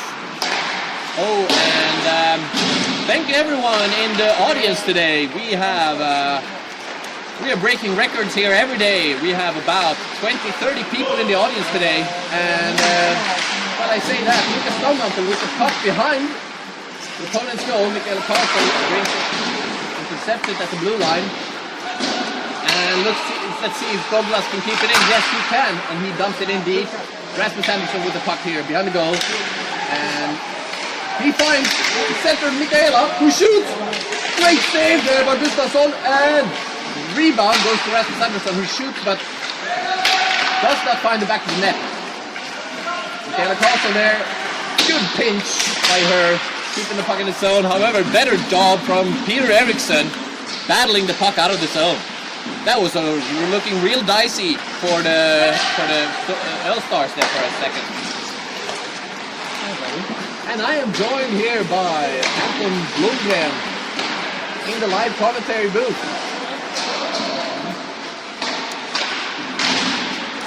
So we got Elias Brange there, who makes a pass to Egertsen, who managed to, he's the first on the puck, and he goes wide on Anthony, and he scores! We got 1-0 for the L-Stars against Stone Mountaineers. Beautiful pass there by them.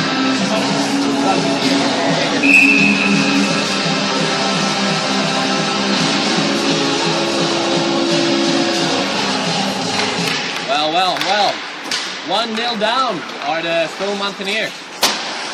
Not a position they are used to being in, but they have had some good wins nonetheless.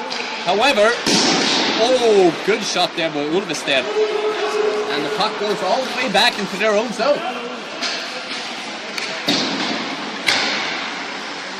You want to do some play-by-play?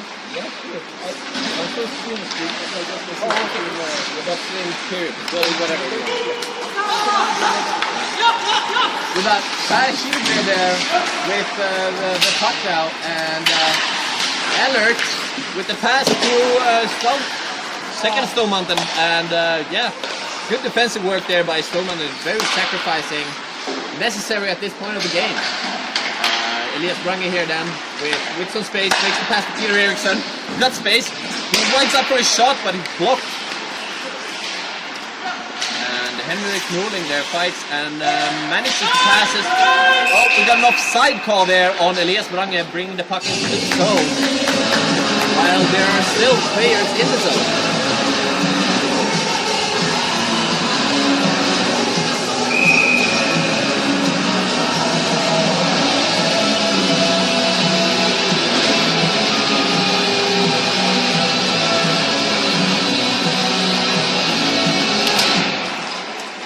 Notable players from, we got Gustafsson here, he got space, he loses a little bit of control of the puck there, he tries to center it, good defensive work there, but first on the puck is Peter Eriksson, who brings around the side there, and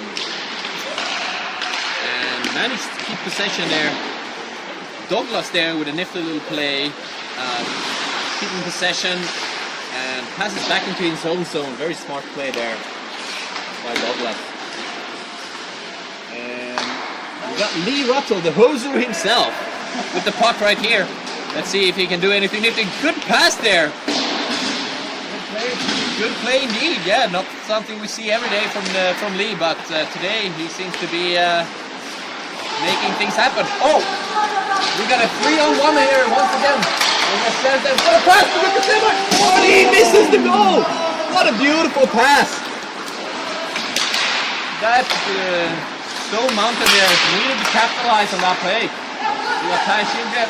Oh, he cannot get the puck over to Lucas. And Elias Brange there with a passing attempt.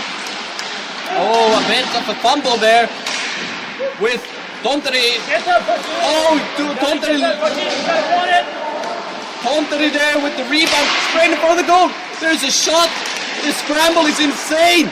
Where is the puck? And Tonteri somehow finds the puck and covers.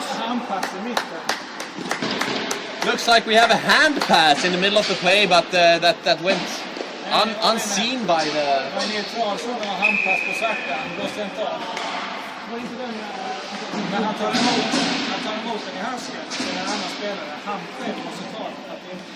We got 1 minute left of the first period here, and we got Douglas there, bring the puck out of the zone. And now the first minute of play is almost over, and Brange with a shot from a tight angle. Igerson with the puck. Brange is free right in front of the goal. Pass does not connect though. Gustavsson there, does the puck to Brange. He's got space, he's circling, vibing. Oh! And Iversen with the rebound. Cannot get in on goal.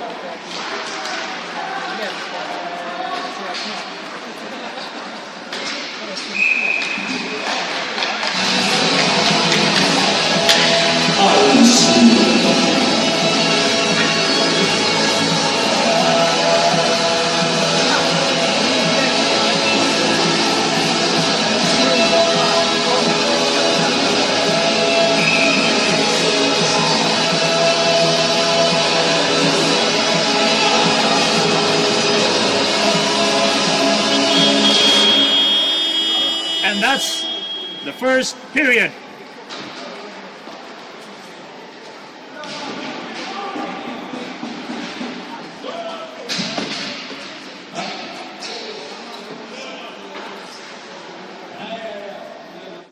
Welcome back to the studio, and now over to Martin.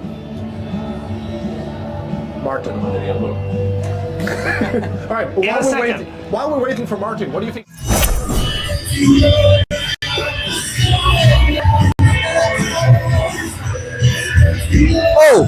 Oh!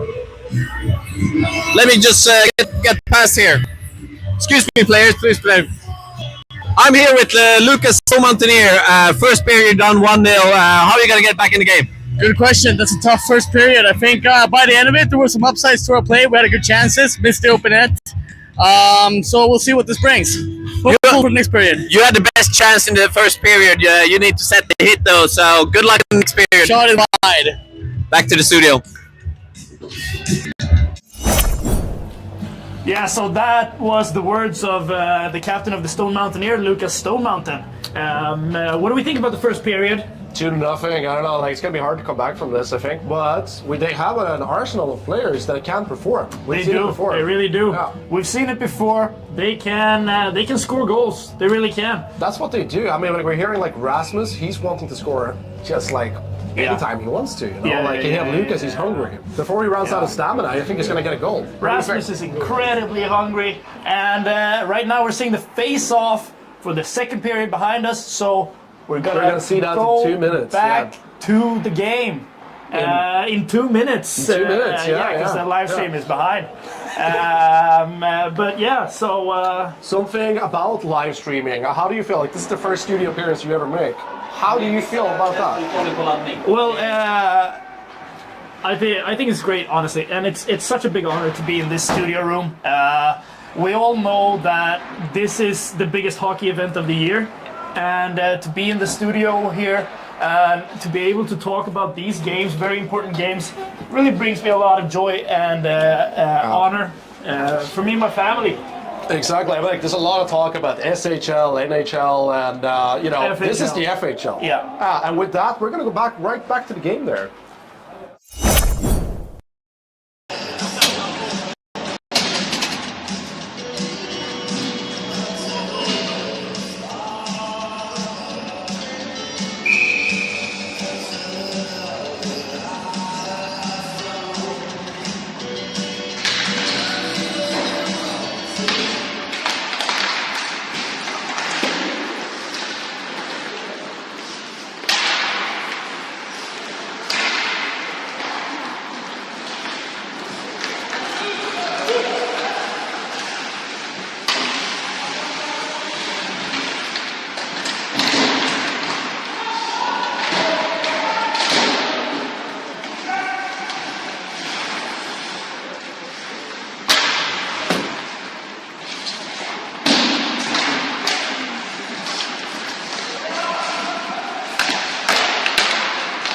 I'm here for the second period with All-Stars versus Stone Mountaineers. We got a 1-0 lead by the All-Stars with a beautiful goal by Egersen. Oh, and we got a good chance there by the All-Stars, but Tonteri is better. Adolf here with the puck.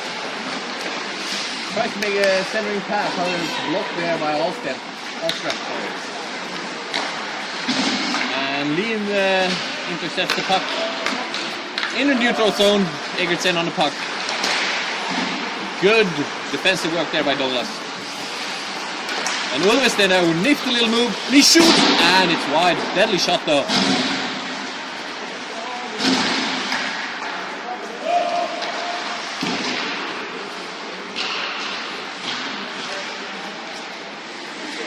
We got Bokelund on the puck there. Tries to center it. Hits Mikaela on the shin pads.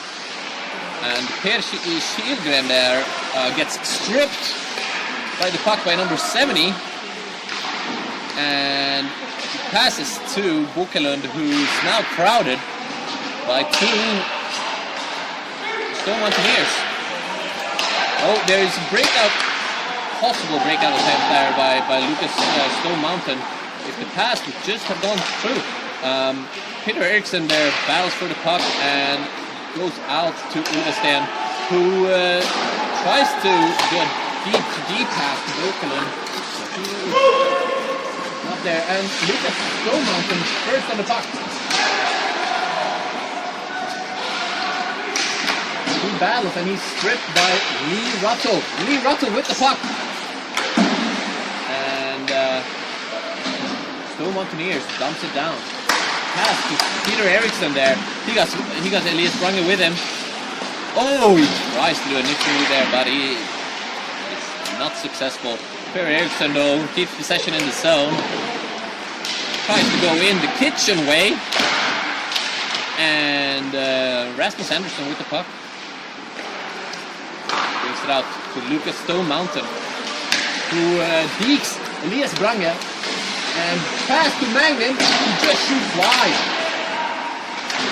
Lucas Stone Mountain, oh, he's completely free on the backboard. Rasmus Andersson cannot get the puck inside the net.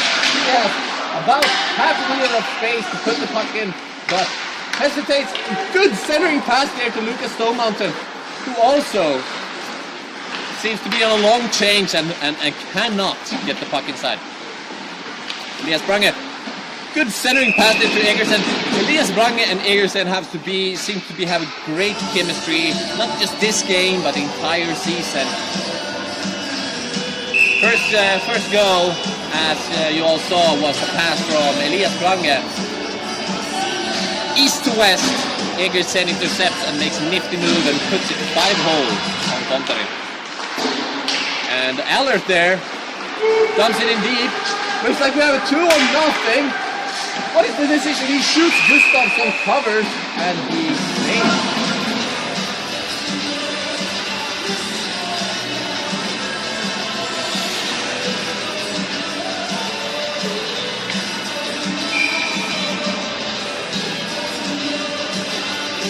We got a face-off in the offensive zone for the Stone Mountaineers. They win the face-off.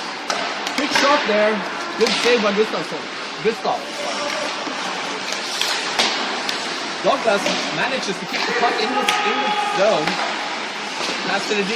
He got tight of space, but lucky little bounce there. Gustafsson with the shot. Bounces off. Oh, that's a good shot there from a tight angle. Gustafsson is down on the ice. Something we have seen plenty of times this season. And that leads to an icing.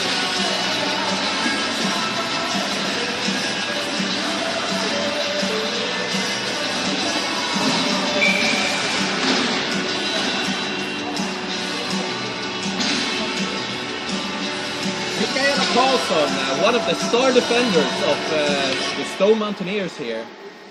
She's been having a great tournament so far.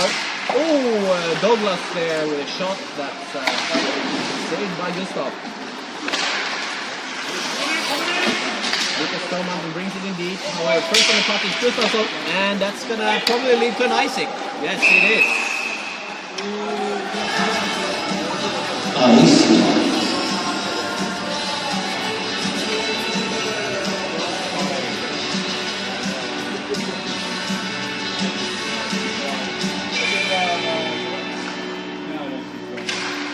All right, face-off win by the Earl Stars in.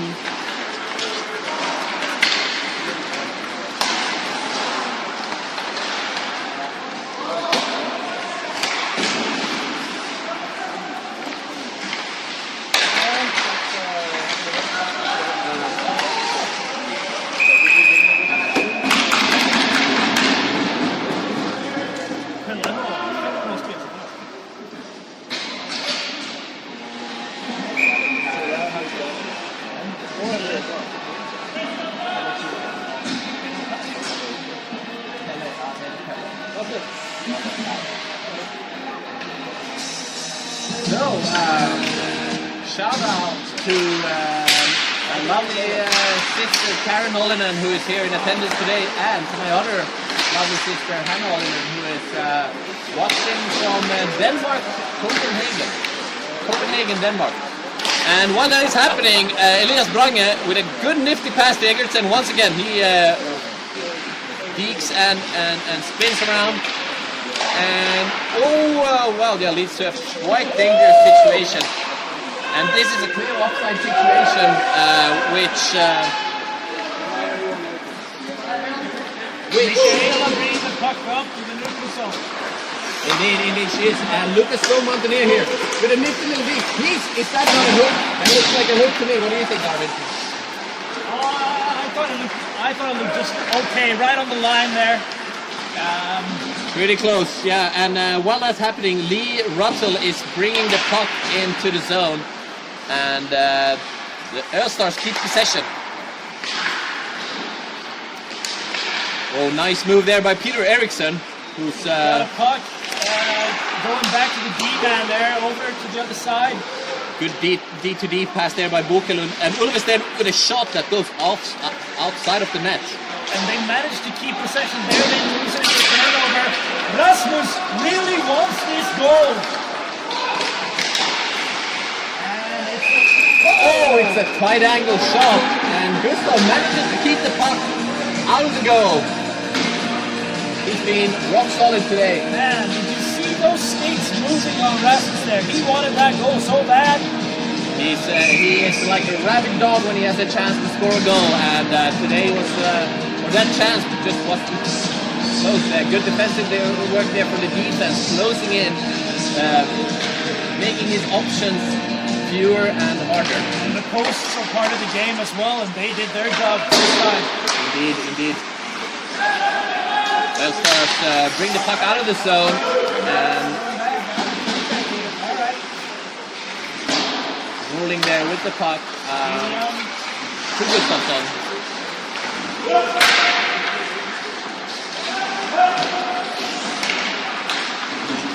Good battle there by Gustafsson. Gets the puck to Brange. He does what he does best. What a beautiful save! Beautiful save there by Thomas Tomteri. Flashes the letter there, and the puck is gone. He knows what he just did. He's very proud, and he should be.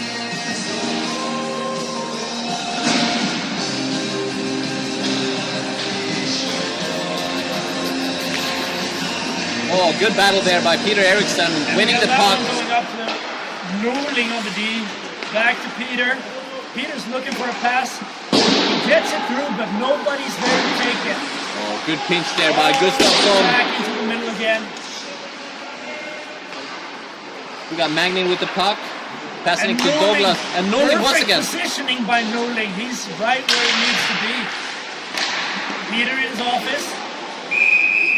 Did you see that centering pass to Lee? That looked like the hoser was, so they did actually have a scoring chance. Yeah, unfortunately didn't capitalize on it, but you know, there's nothing we'd rather see than Lee scoring a goal in this game. Indeed it is,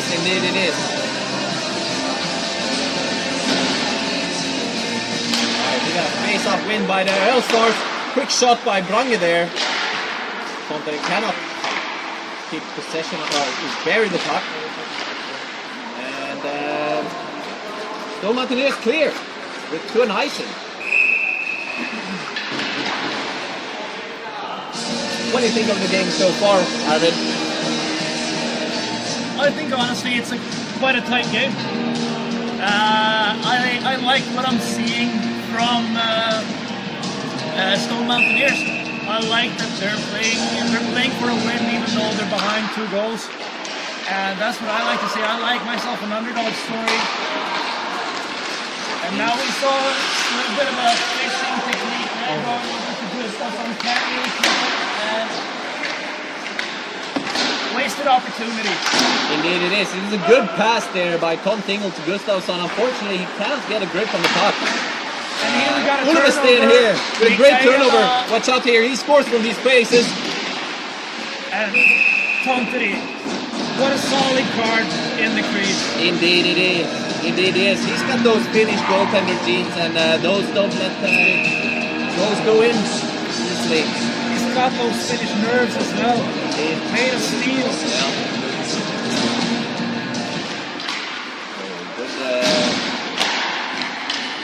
Yep, I don't know who won that face-off, but Stone Mountaineers have possession. Oh, we got it looks like a turnover.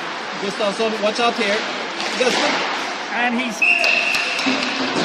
great with the puck. He's big. He's got good puck control.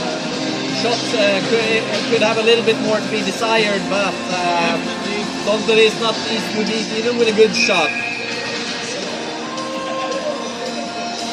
Looks like Lee and Lucas were having some chosen words there after the face-off. Lee giving him a little bit of body there against the board. Yeah, there's a story untold between the 2 captains. Oh, watch out here. Sorry to interrupt you. We got Ransom Samuelson here bringing the puck into the zone and brings it in deep. Lucas Stone Mountaineers intercepts behind the goal. Centers it. Oh, we got a good block there by Peter Eriksson. I'm surprised he's not injured. Norling cannot get the puck over to Eriksson. No offside on the play. Norling Peter Eriksson once again puts his body on the line. As he always does. As he always does. Voluntarily or involuntarily, his body is always taking damage. Oh, watch out here. We got a good chance here by. Unfortunately, the pass just goes wide. Another wide pass. Yeah, I think that has been very patient, too patient. I think from the D-man, passing it over to the opponents. Indeed, I think that's kind of the theme we have been seeing from the Stone Mountaineers, not just really finding that last pass. Oh, Ulrich there once again. He is hungry for a goal.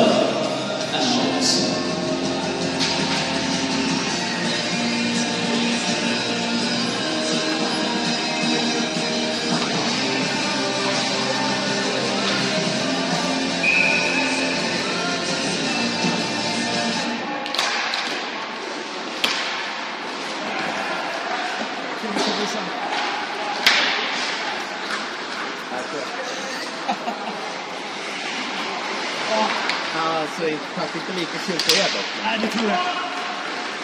Jag kommer spela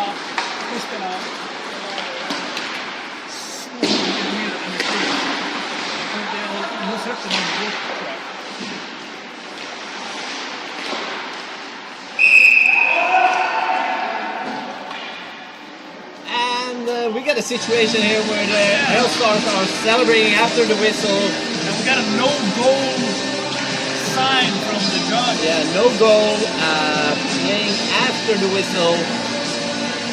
Unnecessary celebration there, in my opinion. That's a little bit unsportsmanlike. But that's what we're all about here in FHL. That's really Sportsmanship. the story.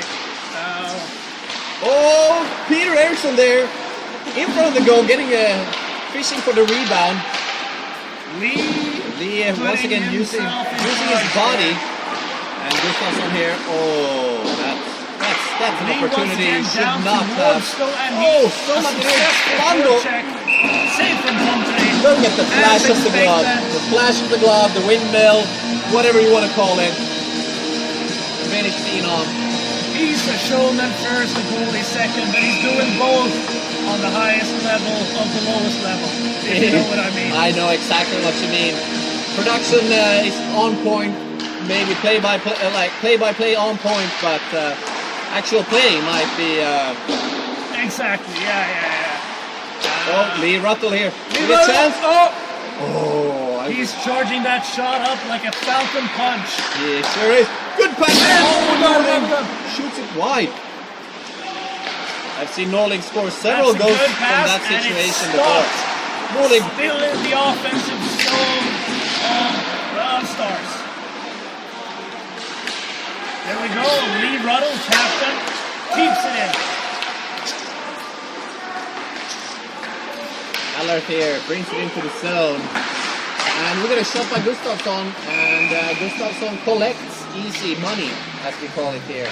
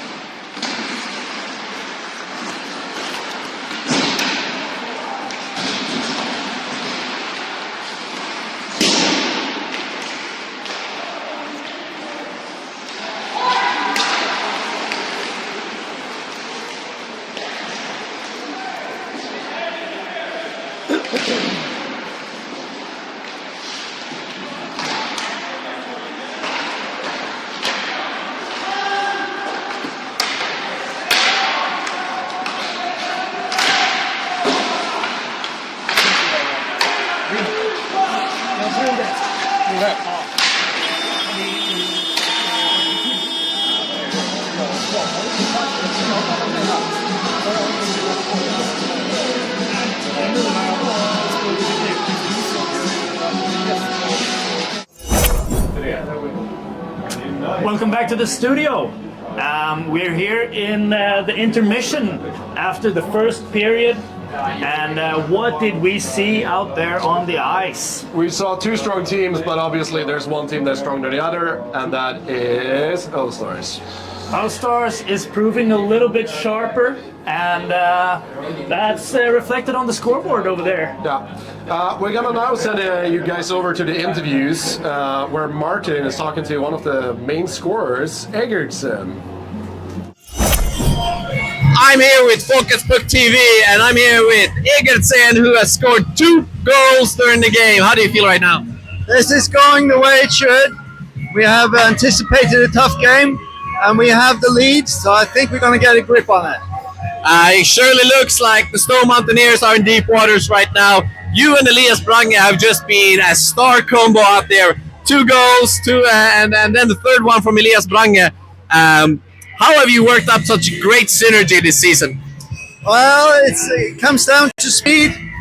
It's good to have a teammate who is really fast on the ice. He's like a rocket out there, so he keeps up the space, and then I have a bit of a leave on the other side, so then I get the pass and can go to the goal. Absolutely, like that, but he's not the only one with speed. You're with quite much speed yourselves. Like that first goal, you intercepted that pass that was a little bit wide, but you picked it up in the offensive zone. Beautiful deke, and then went 5-hole on Thunder. He's been very solid today, but you managed to beat him. He's tough. He's the Finnish mentality, and he's ice cold. So you have to really think how to put the puck behind the net. That indeed it is. Well, it seems like the third place. Well, there's 1 period left, so I'm not gonna count my chickens before they hatch. But it looks like you have. The thing is, we have lost in the third period before, but this time we're gonna keep it together. Yes, remind me, it was in the 6th game of the regular season. Sorry about reminding you. I don't want to talk about it. Right. Well, yes, I just got some info from the studio. That was against the Noble Knights in the third period. You were up 3-0 when 5 minutes left, and you ended up drawing. So hopefully, hopefully we won't see the same result today. Well, you've earned the rest, so good luck in the third period. Thank you. Back to the studio. On that topic, yeah, we're back. Welcome back to the studio. We're having a tremendous game behind us. This is a very exciting game. Really gets the juices flowing. And we talked to the goal scorer Eggertson there, and he really stepped up this period. He stepped up. We thought that Brange was going to shoot 1 puck off there up the net. So far he got 1, which is great. Yeah. But he's no Eggertson. Eggertson, yeah, exactly, he's coming through at the end of the season here. So Brange is punching below his capacity first period. I wonder if we're going to see him net in the second. What do you think they have to do to catch up now? What they have to do to catch up is, first of all, they have to take out the defensemen. Like, so they have Ulvesten and Gustafsson. Gustafsson has rock solid back on their defense. He's been playing great. Yeah, and you got to take them out, you know. And I mean, like physically take them out, you know. Yeah. Take them out to dinner. No, I'm just joking. Like, just take them out. Like, you have to be on them all the time.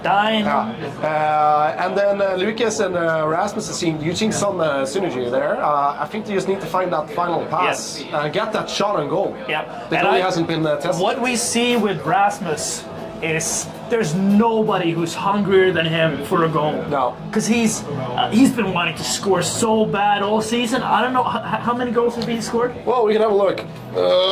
Rasmus. He falls down quite far down. He has 2 goals and 3 assists. 2 goals coming and 3 in assists. at 0.83 points per game, which is maybe a little bit surprising. We think we expected a little bit more. We expected him higher, and I think he expected more from himself. And he really wants to show that now. We saw him racing for a puck down, and right on the post, in behind the goalie, and stopped on the goal line. And that's the kind of bad luck. You need a shot over there. Yeah. Can't calculate that. One of the finest defensemen in the league, skating-wise, one of the best skaters. He has a tremendous shot as well. We've seen it before. But he needs to shoot more. He needs to shoot more. He needs to get in there, get into front of the crease. You know. Shout out to Michaela, looking really good defensively. Not much getting past her, Terrific really. player. Yeah, terrific player. Fantastic positioning. Leading the offense. It's like Erik Karlsson. Yeah, that's what I'm saying. Yeah, MK65. K65. Yeah, we're super impressed.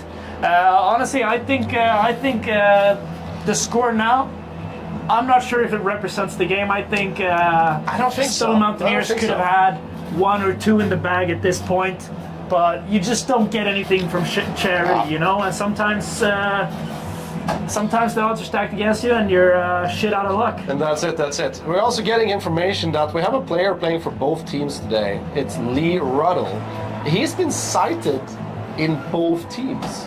How is that possible? I have no idea. Numerous reports around the game saying we're seeing Lee in both teams. But we are pretty sure that the only one and only Lee is Lee Ruddle in the red, very, very tight shirt. It's super tight. It's super tight. He likes it that way. And you think like I haven't heard about this. This seems like enormous news to me. I feel like this, if true, would make shockwaves through the hockey society. I mean, he's the captain. He's the captain of the All-Stars. But he can't be playing for another team. And this is not a new rumor. We've seen this before as well. So, actually, some intel says that Joakim Allard is allegedly Lee. Or Lee is allegedly Joakim Allard. So what do we have to say about this? Do we need to bring them into the same room because they are not on the ice at the same time? If they're the same person, it might be impossible to bring them into the same room. But we need to dig deeper, definitely. What is happening? And Lee Ruddle, or Lee the PP, as I call him, notoriously difficult person to know what he's doing, you know. Eclectic persona, and I think that's kind of where he wants us. He wants us looking one way while he's doing something else. It's a diversion, all of it. I think we're going to go check the temperature on him after the game. Yeah. And we'll see. We've got 2 periods left. That's it. How is he going to fare? So the prediction right now from my side, 3-0. I don't think the Stone Mountaineers are coming back from this. I think they are. I think they're coming back. I think they know what it's like being the underdog. They're familiar with the territory, and they can step it up. The captain has previously steered the ship out of a shitstorm. He has. It was a brewing shitstorm as well. The shitstorm is a brewing. It's a brewing. Definitely. Yeah. Wait, what do you think? Are we going to see a shit tornado here tonight, or are we... Shit-tornado. I think we might see a shit-tornado. Definitely we'll see a shit-tornado, but I don't know who will be in the center of it. Who will get the shit and who will shit on the other team. Who will shit on the other team? Great quote there, great quote. So we're about to head over now to our ringside correspondent, right? Yes. Over to Martin. Alright, I'm here with Folkets Pro TV, and I have Thomas Tonteri here, the goalie for Stone Mountaineers. How do you think the game is going so far? Pretty good. It's tough out there. You're not getting really the support you need, I feel like. What are you going to do in the third period? What do you think you have to improve on? Not letting goals. Not letting in goals. Yeah, that's a very simple, effective strategy. You have had some lights out saves though, so I think you're up to 25 saves already, so you're getting bombarded out there. You have had a great tournament, although, and how do you feel the seasons have gone otherwise? It's been a good season. A lot of shots against me. That's nice in a way, but we need to get the pucks into the goal. Well, as the history this season has been, the All-Stars have lost a lot of games in the third period. So if there is one game you can turn from a 3-0 to a 3-3 or a 3-4, it's this one. So good luck there in the third period. Let's go. Back to the studio. And we're back in the studio. Thank you so much, Martin. We are looking now at the second period of this exciting game. Very exciting game. We've been back and forth a little bit, who's going to win, who's going to do what here, but one thing we have to take a look at is William Gustafsson. What a game he has. What a great defender, and you know, he's using every tool in his toolbox. He's got a great body, big body, and great looking guy. He's using that body. He's not afraid to get in there. No. Slide in there. Throwing his body on the line. He throws his body on the line. And sweaty old nice body on the ice. Yeah, exactly. What were we talking about? But he's also got great patience. Great patience. And great patience. Great vision. So I think he's been carrying a lot of plays up from the defensive zone into the offensive zone, and very often we see the puck going from him up to Brange, and then there's a chance to score. Although Brange has been a little bit constipated today, he hasn't been able to score. He's just not releasing in the same way he wanted to. But he has had a couple of shots on goal. Like, let's not forget that he's probably had 5 or 6 really, really dangerous chances there. So once we see the little constipation loosening up, exactly, and the laxatives kicks in, you know, he's gonna score. He's gonna score more. But I like that you brought up William Gustafsson, because I think we've seen a lot of the pucks that have gone in net have started with him on the defensive side on the ice. So shout out to him. He's playing. Shout out to William and for Ulvestein as well. And it's said that they actually come from the same mother club. They come from Griparna in Lund. Oh. And they're notorious. They're notoriously good. They've never lost a game in Malmo. No.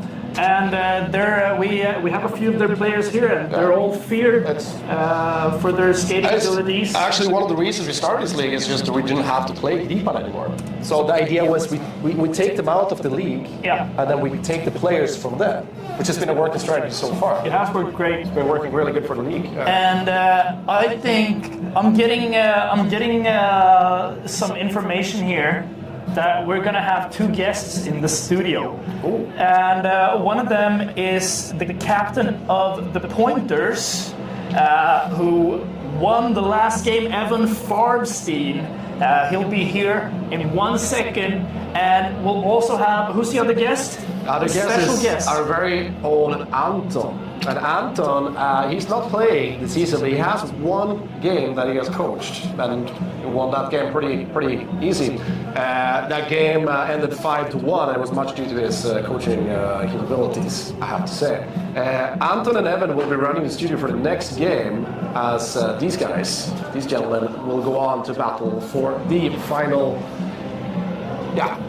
The final, the gold final. the absolute, the big goose, the highest honor. The one we've been chasing since we were kids, you know, like this is the big leagues. Winning a gold medal in the worst league in Malmö has been a lifelong dream. Cements you at least 5 places away from being the worst team in Sweden. Pretty good. Pretty good stuff. It's not bad. All right, let's welcome the guests over here, which will then take over from us. Let's give them an appearance to introduce themselves, and then you'll be with them for the rest of the evening after this game. Switch the rule here. We're doing a little switch here. Here you go. Thank you.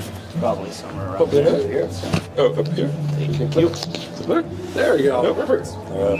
Do I need this guy too? No, this one was in the acting. Oh, okay. Take it, Tito. Yeah, take it. Looks cool. Yeah, looks good. Professional. All right. So just let us know when we're going on air. We are on air.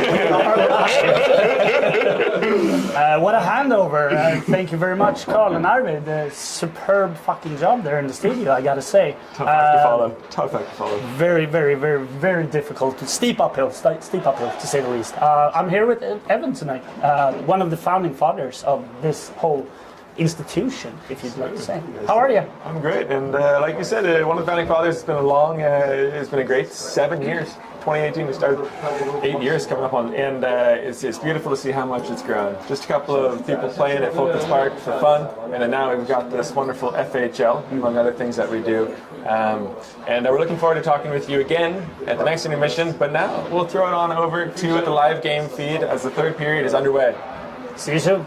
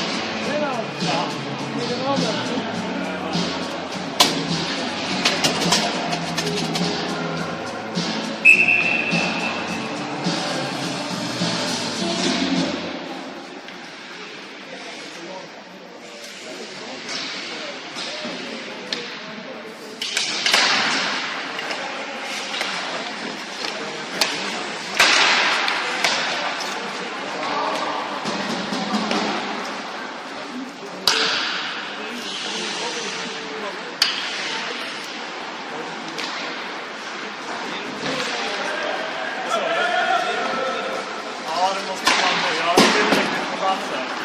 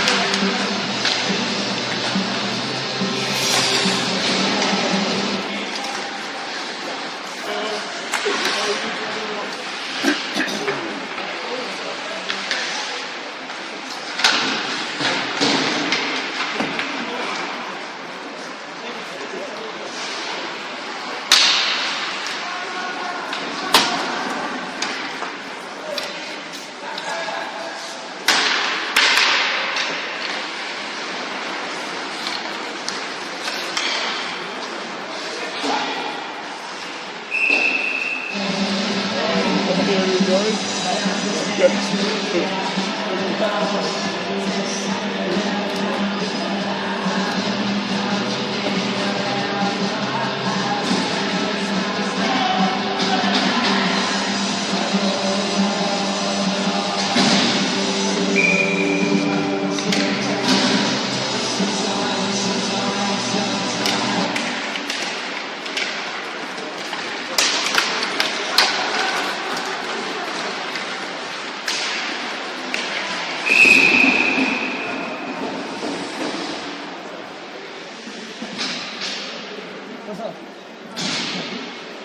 Very good.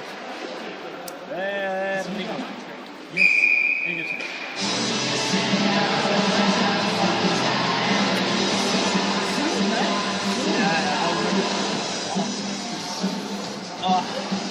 I'm using that. I'm like getting excited for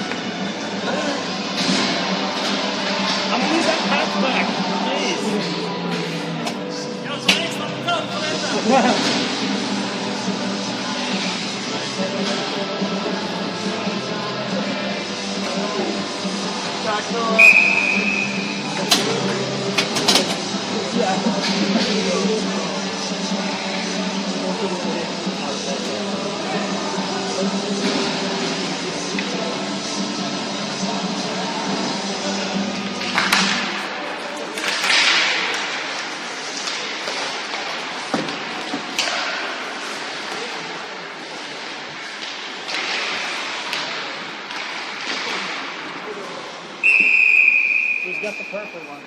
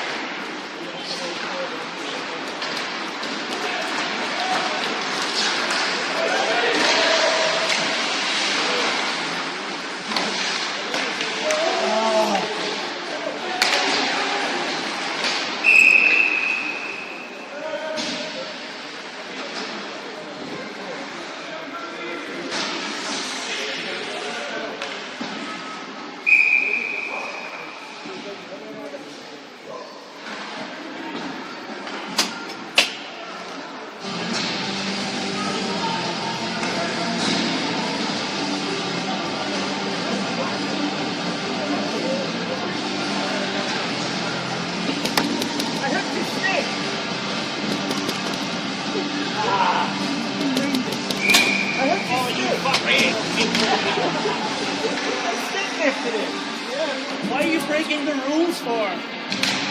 I'll show you a fucking rule to break. It wasn't me.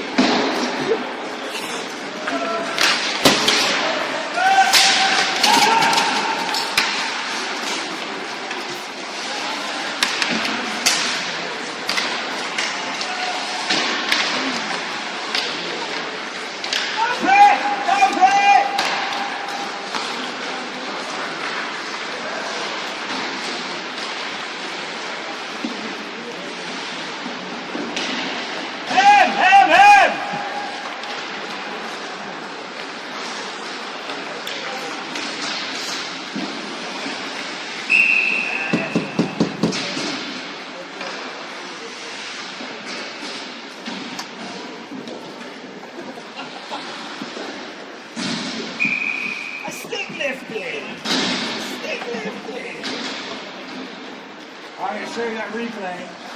I'll just put it on the t-shirt to show you.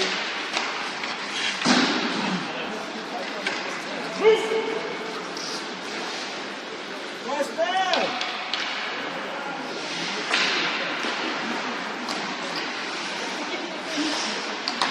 Him!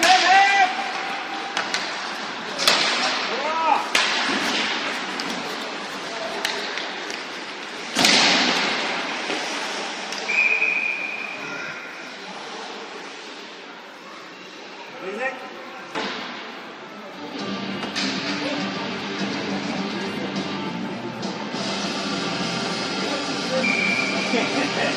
Did you hear the backball? Because we played in green last game, and I defined the rules.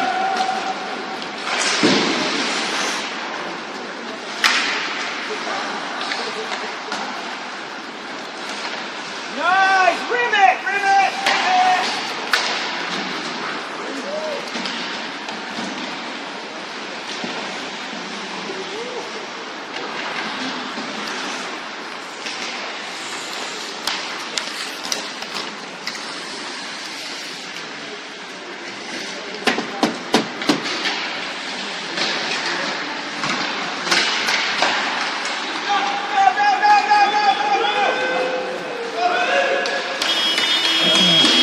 And there you have it, folks. The third place matchup between the L-Stars and the Stone Mountaineers, ending in 7-0 for the L-Stars. Quite the dramatic ending, but not a very tight one.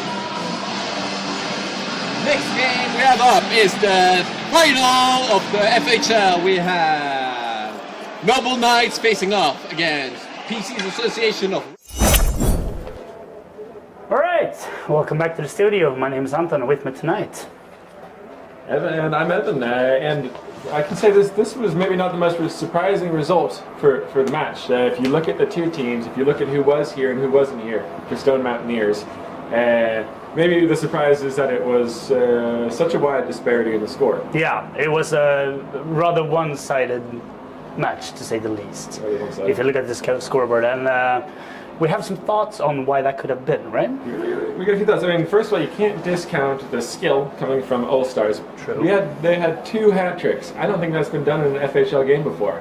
No, I don't know, but and I would also say that no surprise there who actually made those hat tricks. We have can't say names now. Yeah. Help me out. We have Brange and Egertson. And Brange, you know, he could have had 4 or 5. He had a post late in the second, and he was gunning all game. They were talking in the last intermission about how he was a little snake bitten. They weren't going in for him. Well, third period they started going in. He got a hat trick. Yeah. Hats were flying onto the ice, which is another fun new thing. We should do that more. This hat was on the ice. This hat is on the ice. They're both a bit icy now. Yeah. Cold ears. Cold ears, but also cool heads, which is important. Super important in games like this, especially if you want to be in this studio. And about that, cool heads. You know, Stone Mountaineers were famous for having a few firebrands, a few fire starters, a few guys that could get fired up. Yeah. And I can say they kept their cool today. Yeah. But sometimes, you know, there's a balance, there's a line. You want to bring some fire, you don't want to let it boil over into penalties. And they did that, but I think they're a little bit too cooled off. They had too much ice in their hats. Yeah. I would like to see a little more fire from them, especially when they go down 3-0, 4-0. You got to do something to get your team going, get those feet moving. I totally agree with you. I felt like there was a certain lack of skating, to be honest. I felt that they slowed down when they're not in a position to do so, when they actually should like step up and try to make things happen by skating a lot. Exactly. There's a time to be conservative and to be shut down, but the time is not when you're down 3-0, 4-0. No, then you got to put it in overdrive and go for it. And I felt like we saw that those last couple of minutes of the last game. Yeah. They actually managed to produce some good chances. Yeah. Unfortunately, no points were given, or too late. Too little, too late. Most definitely. Any standouts apart from the our hat trick makers? Yeah, there's one standout for me from the All Stars. Not necessarily for their skill, but for the aesthetics, and that's their captain, Lee Ruddle, rocking the red slim fit jersey. It's a bold look. I can say the team did not want him to do it, but he insisted. The league almost intervened and said that he couldn't, but he really wanted to rock that. And you know what? More power to him. He looked great. He had some good plays. You know, as a captain, tough game like this, you're feeling the pressure. I could see that getting to him, but he played through it. And especially, you know, once you go up 3-goal lead, 4-goal lead, you can see the pressure kind of easing off him. You can just have fun out there. He looked relaxed even in that tight fit. But he did draw a penalty though. He did. He did. I was surprised to see him do what he did. To be honest, he's one of the nicest guys I've met on and off ice. So to see Lee draw a penalty, it's uncommon, I'd say. Yeah, he was surprised as well, but he was. He had some words for the ref. But. Yeah, he probably did not agree with that call. Wasn't many calls made this match at all. No, not so many power plays, and I would say that's surprising, especially looking at the Stone Mountaineers, a team known for getting penalties. And in a game where they are falling behind, you know there's got to be some frustration there. So, but yeah, a good clean game. Not giving the All-Stars any chances to go ahead on the power play. That would have been devastating, I think. So it was a good play on them to keep their heads cool, keep their heads in the game. But still, I felt like they could have been more that could have been done. Indeed. Yeah. Any other notes from that last game? We had our first shutout, right? Yeah, I guess we did. First shutout of the day. Yeah. So kudos to the All-Stars goalie. Who was that? I don't remember who the All-Stars goalie was. It has been mentioned before. I'm rather new to this league, so I don't know all the names. Whoever he was. Bad research on my part. I'm sorry about that. I'll get better next time. But huge shout out for the shutout. Good job. Yeah. Good job indeed. But yeah, I think we're gonna do a quick break now. And we'll get back to you shortly when we're up for the final game of the day. We'll be back with the final after this. See you soon.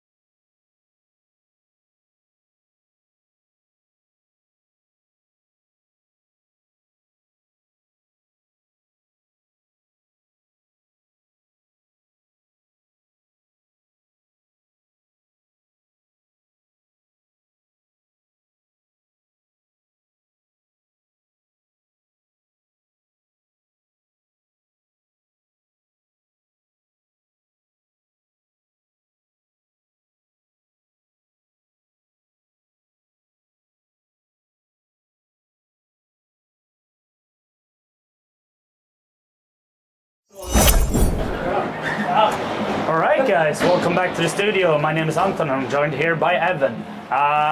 We're gonna make a quick mention first and foremost of the goalie from last game who managed to save all the shots that were made. Now, his name is Gustav Söderberg. We made our research, we wrote it down, and I still managed to fuck it up. True beer league style, even the studio can't get it right. Anywho, welcome back. We're having the finals. The final. This is what the whole season has been leading up to. Yeah. This, and much before that, this is what these young boys and girls on the ice have been dreaming about growing up. Yeah, most definitely. And the game is being played by Noble Knights versus PC's Association of Wrestling and Camaraderie. Yes, sir. I managed to get that right. At least I managed to memorize one thing for this studio session. And of course, PC, the owner and bartender of Ved in Mölndalstorget, and where the after party will be held after this game. So we hope to see you there. So be there or be square, right? That's right. All right, let's talk some statistics. Let's discuss what's up. What are we looking at? What's happening? We are looking at a high-scoring game. Yeah. In the regular season of the FHL, the top 10 scoring leaders in the league, 8 of them are on the ice this game. Yeah. So we're going to see a lot of goals. Tough day to be a goalie. Tough day to be a goalie indeed. And especially we can say Rasmus Moska, the goalie for PC's Association of Camaraderie and Wrestling. He is actually dealing with lower body injury, so he was day to day. He's on the ice today. He will be playing, but we're going to be keeping an eye on that and see how much that's bothering him. Yep. I have actually. Rasmus' team is the team that I have been coaching this season, so. I'm curious to see what they can deliver without me on the bench coaching them. I'm really looking forward to watch this. We have also in the studio as of now the trophy. The trophy is with us. What the teams are playing for. It will be presented by none other than Peter himself, one of our founding fathers of this fantastic organization. Look at this beauty. So big it barely fits into frame here. So the winner of this game, they will be racing this cup tonight. It's not a bad cup.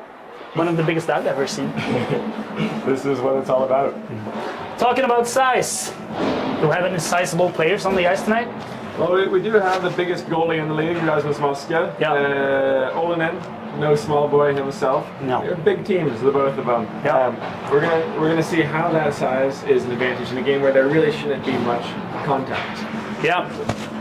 That's one of the biggest difficulties I found myself when playing is how do you play physically without being physical? Absolutely. There's a line. You gotta stay. You can get a little shoulder in there, you get a little contact, but you go too far and it's a penalty. Yeah. So far this tournament we haven't seen a lot of penalties. And that's a good thing. Team's been playing clean hockey so far, and we hope it remains that way for this final game. We want to see a clean game, fun game, and more than anything, I hope that the teams out there are enjoying themselves, live their dream, live their moment. As we mentioned, this is what they've been dreaming for. Absolutely, this is Malmö's friendliest hockey club. So we want to talk now in the studio. We want to talk some predictions. Let's start with you in the studio, Anton. What's your prediction for the game? Well, as I mentioned earlier, I have been coaching one of these teams, so I gotta root for them a bit. I feel like they are my main guys, and they have a strong lineup this game. They have a guy that I wasn't fortunate enough to coach him while I was coaching last time because he wasn't on the ice, and that's Arvid, who was in the studio earlier today. So I'm really looking forward to see what he can do tonight. Scoring-wise, I think it's going to be a tight fit, but I do believe that Team PC will bring this home, and I think they will do so by scoring 5, and they will let in 3.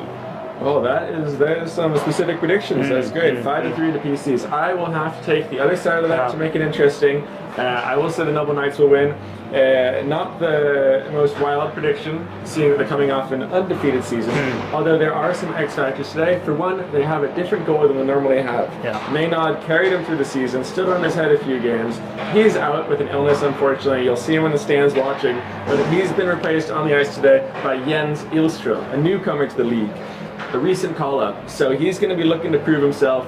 It is, tough to build chemistry with a new team like this on short notice. So that is a bit of an X factor. But I will still say Noble Knights will take it. And if we look at the prediction poll that we took on our Discord before the game, people tend to agree with you, Anton. We got 7 people that think PC's Association will win, and only 5 that think Noble Knights will win.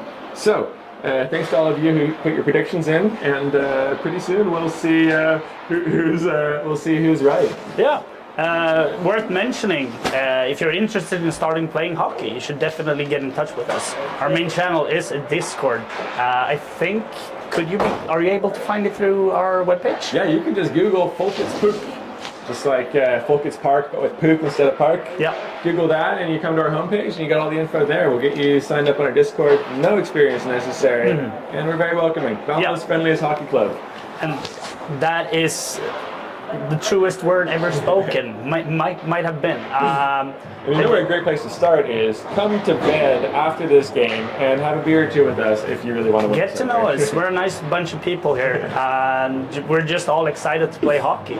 And we're really looking forward to have more members. And as mentioned, everyone is welcome. Skill level doesn't matter at all. Everyone's playing on different levels, and that's just fine. We have, apart from this Folkets Hockey Liga, we also do the pond hockey on Wednesdays during winter, when the weather allows it. And we also do play other teams as well. Yeah, we do. Friendly games, and then we even have some just inter-squad games. Once or twice a week, we play some casual, no referees, nobody keeps track of the goals, just playing hockey for fun. Yeah. It's a great time. And when we do play other teams, we tend to put divisions in, so if you're at a lower skill level, you will be playing opponents on the same skill level as you and the other way around. So it's hockey for everyone. Hockey for everyone. Made by a few for everyone. I think that's a great place to finish it. Everybody tuning in, thank you for being here. We hope you'll play some hockey with us in the future, but in the much more near future, we're going to watch some hockey. So we'll throw it over to the live stream. You can watch the tail end of warm-ups, and then opening face-offs starting soon.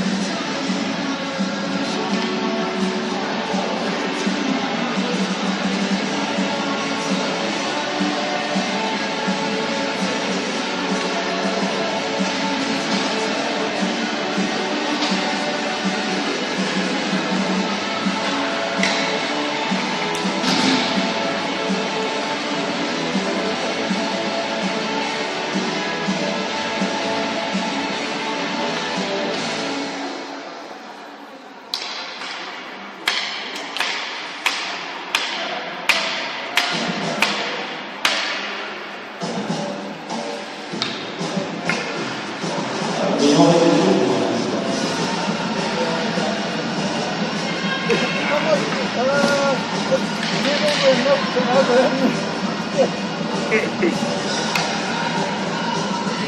ladies and gentlemen, welcome to the live stream of the FHL Final.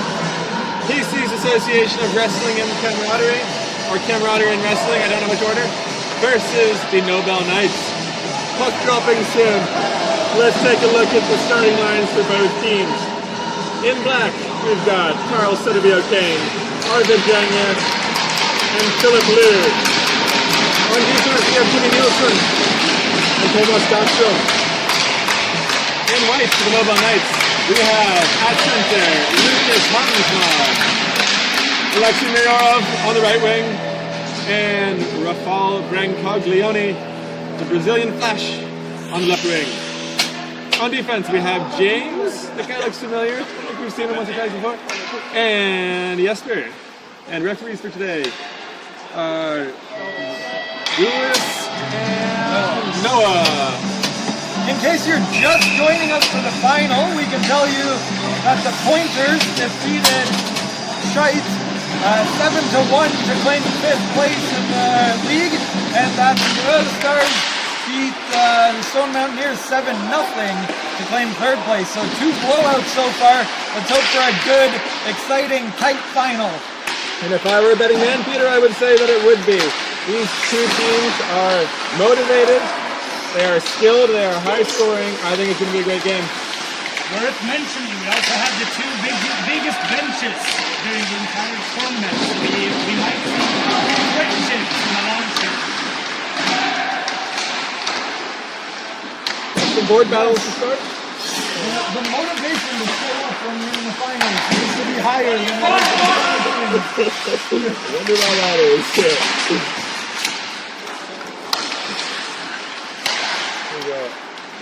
And Arvid clears his own. We will have an icing unless Jens goes to collect it, but too late. The whistle blows. You see Sedin taking the ice here. He's among the league leaders in scoring. Hard skater, put him anywhere, plays center, plays defense. He's one to watch for today. As we can see, Mosken is on the ice. We mentioned earlier that he was struggling with a lower body injury, but he has suited up and tending the ball in this exciting final. Also made a great pass out there. Linus. Oh, bouncing puck in front of the net. Oh. That's a little scary. Hart knocks it into the corner. It's dug out by somebody. Muller. That's Muller, right? Yeah, big boy. Olenin sends it across to Eriksson. It bounces off his stick, and I have no idea who that is that picks it up. Sends it across to Muller. And he ices it for all intents and purposes. No, the goalie played. Oh, nope. They call it anyway. Second icing in the last minute for PC. Look at the stands. There have got to be like 40 people. Record-breaking audience today. I also see an Irish flag in the stands, very clearly a Carl Sedevio fan.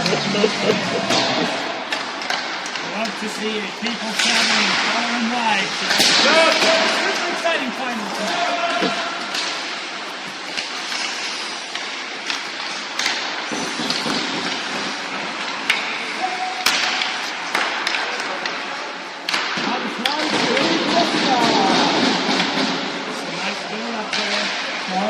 Blue line. Indeed, Carl picks it up, swings it over to Irish, he sends it back, and oh!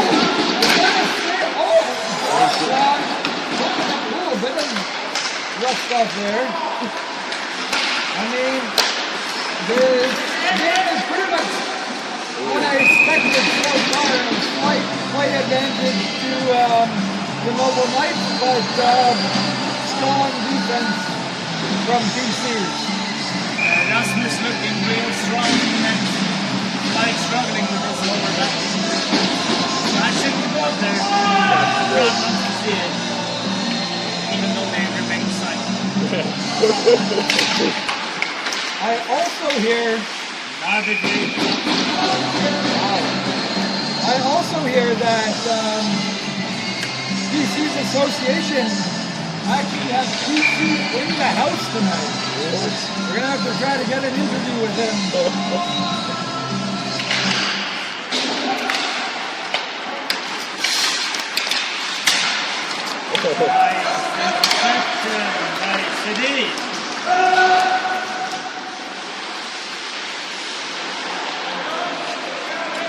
Picking up speed here, carrying the puck to the new zone. Quick fumble and return. Lots of back and forth, nothing super dangerous yet. Oh, here we go. Now he's going up on the end. Oh, yeah. Best chance of the game in Moscow comes up huge. Yeah, we expect to see that for that. He's one of the stronger guys. They're just using the push from left to right, so it was on a good thing.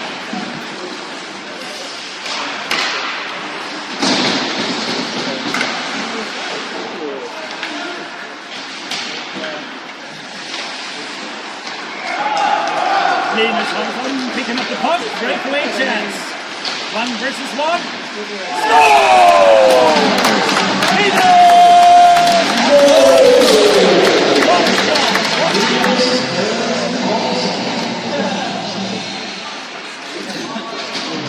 That's a great goal by number 12, Linus Hansson.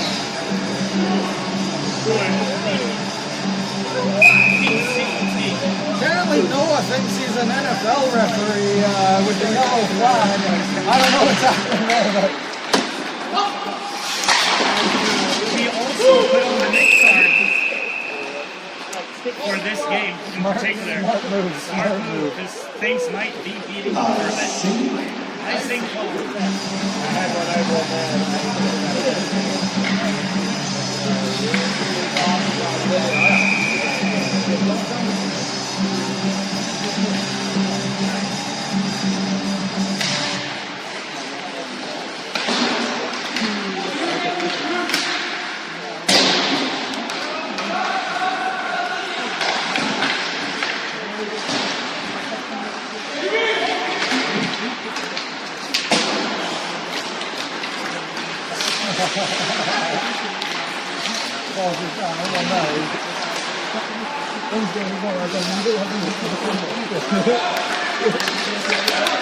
Here comes Jeppe. Jeppe out of it, get into it in the corner. O'Kane picks it up, and Jimmy cannot clear the zone. Gouldian picks it up, lifts it in, deflects wide in the corner. Ooh, Jimmy and Sam collide behind the net, but PC's get it out. Jesper bobbles it. Norliander is in. Chance pulls the trigger behind the net, sends it. Ooh! Almost gets a lucky bounce. And then Sam goes for a change. Doesn't see the puck and it's an ice line.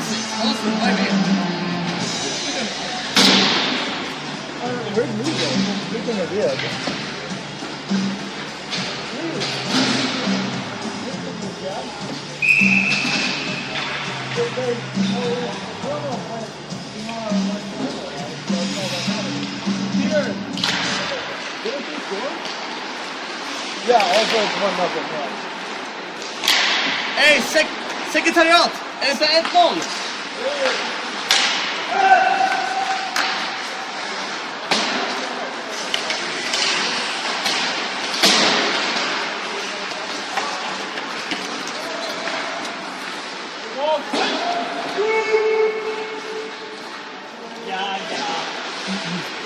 Park behind his own net, whips it up towards Mayorov. Unfortunately, Lebanon didn't know Mayorov was there and kind of gets in the way. Difficulty getting it out of the zone by PCs, but they do. But quickly, the Noble Knights enter the zone here. But Mayorov finds himself alone, and a counterattack. Sedin to Hansson. Hansson breaks past and then passes it to the wrong guy completely. Another counter here. I don't know. There haven't been that many dangerous opportunities yet this game. A little bit sloppy for both teams, I would say. Maybe some finals nerves. We've had the goal. We've had one really good opportunity the other way. Yeah. There he is. He's in the studio.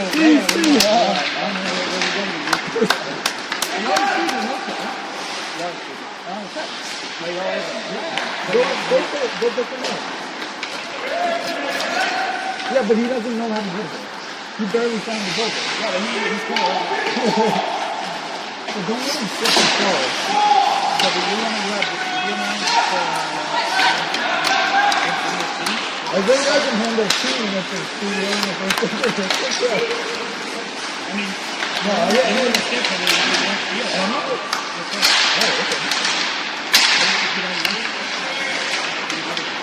Watch PC flip. He's a slipper.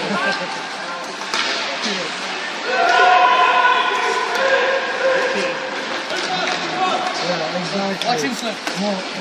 Keep that. No, not there. Oh my God.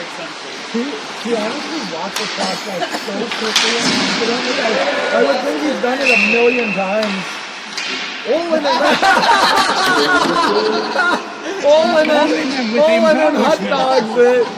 hot dogs it hard. Suddenly heading to the box. In the house.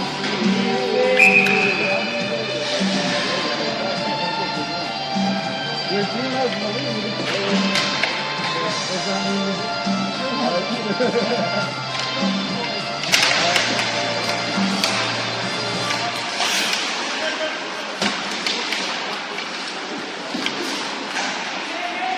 All right, it's a power play for the Nobel Knights. Can they tie it up?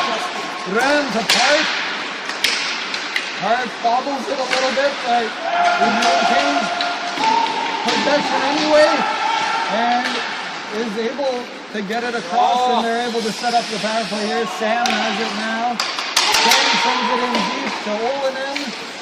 Olinen finds Grön at the point. Grön steps across the blue line like a Makar, and gets it to Park, who sends it in. Glove save, Raz. Can't hold on. Comes back to them. Oh, no tripping called there. Good stick from Sedin, and they're able to clear. Bugin back to pick it up, and they slow it down to get a change in on the power play here. Controls it, sends it up, but unfortunately the pass is missed, and Quality pass to Jimmy. he loses it in their own zone. It's in front of the own ball. You can't even put it on net. Battling hard in the corner. Nobel Knights send it in front. They got two guys free, but Raz is there, and Sabine takes down his own player. Something weird happened. I don't know. Where'd you get that beer, my man? I got it from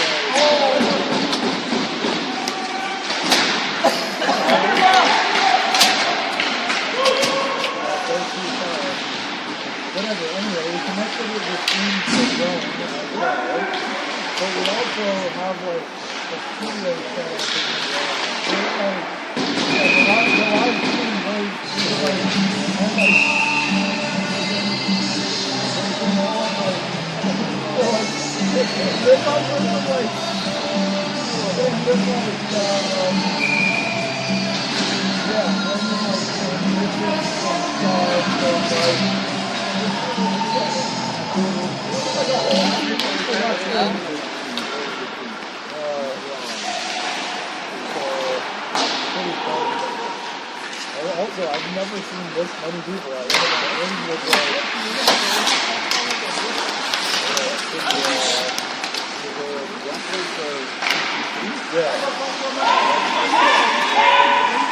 Nobel Mike. Named after Nobel Mike. It's not Nobel Mike. It's Nobel. Yeah, so you got Moscow and there.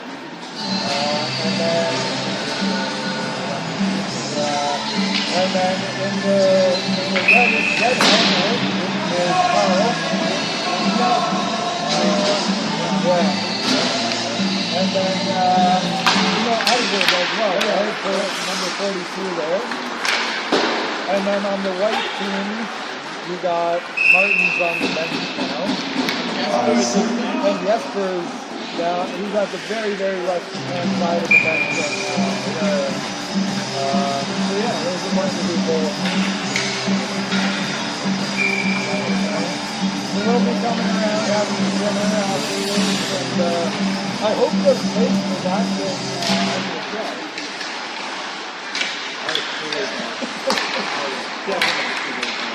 It would be somewhere.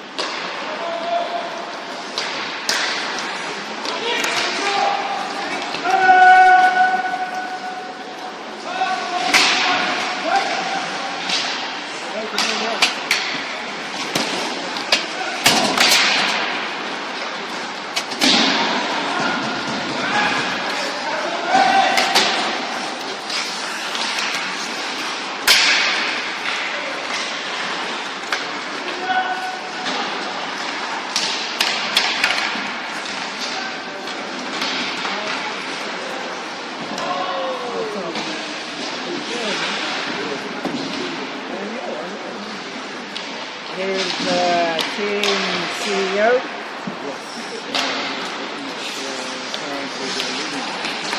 Yeah, 1-0. Just the first hockey game. Yeah, okay. So I've been 25 players on the ice here. And a goalkeeper. There's 2 defenders, 2 zones. So this zone, that zone, that zone.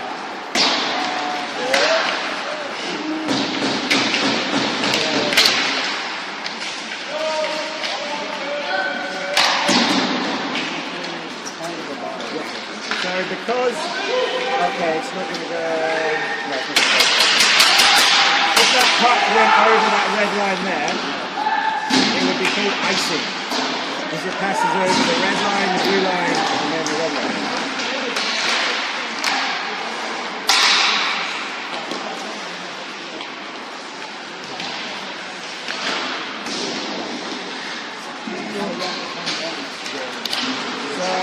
Traditionally 3 periods of 20 minutes because they worked out long ago that that's like the most the ice can handle in the so normally you do stop time, so if there's a puck drop or something you stop the time and start it again. For this we're doing rolling time.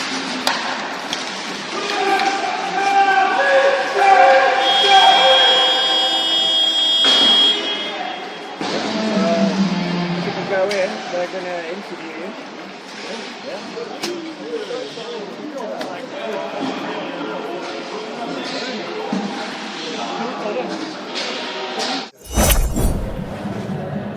Hello and welcome. That was the first period of the FHL Final. And we can see that PC's Association coming out strong with first goal. And with us today, we actually have the one and only PC, who the team is named after, and of course, president and captain of the club, Peter Eriksson. So, Peter, what did you think of that first period of action? Well, to be honest, it was a little bit sloppy at first. I think some finals jitters happening out there. Not many opportunities in either direction. Even though it led to 1 goal. But I'm curious, our guest with us here, PC, yes. What do you think about your team? Have you ever been to a hockey game before? First of all, thank you very much everyone to invited me here. No, unfortunately this is my first game, and what a game it is. And thank you for inviting me. This is my first and very first, actually this is my virgin game. So happy to have you here. Thank you very much. Thank you. Is there anything you would like to see from the team in terms of improvements for the second period? Yes, of course. I told them in the beginning that you need to hit the right spot. So that's our main motto. You need to hit the right spot. I mean, that's some solid advice. Absolutely. So, with the game about to start, let's see if PC's Association of Camaraderie in Wrestling or the Noble Knights will be able to hit the right spot in this second period. Thank you, PC. Thank you, Peter. Very much. Thank you. Thank you very Let's much. go back to the game.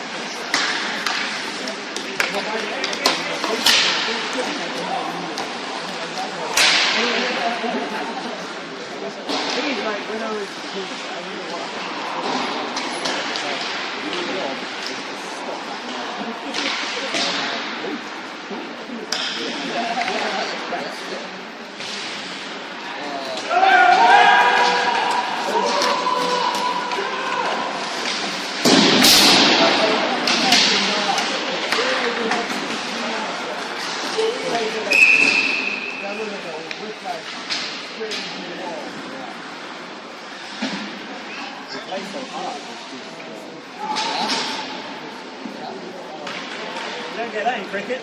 He's Russian. That's only when he's Indian in Pakistan.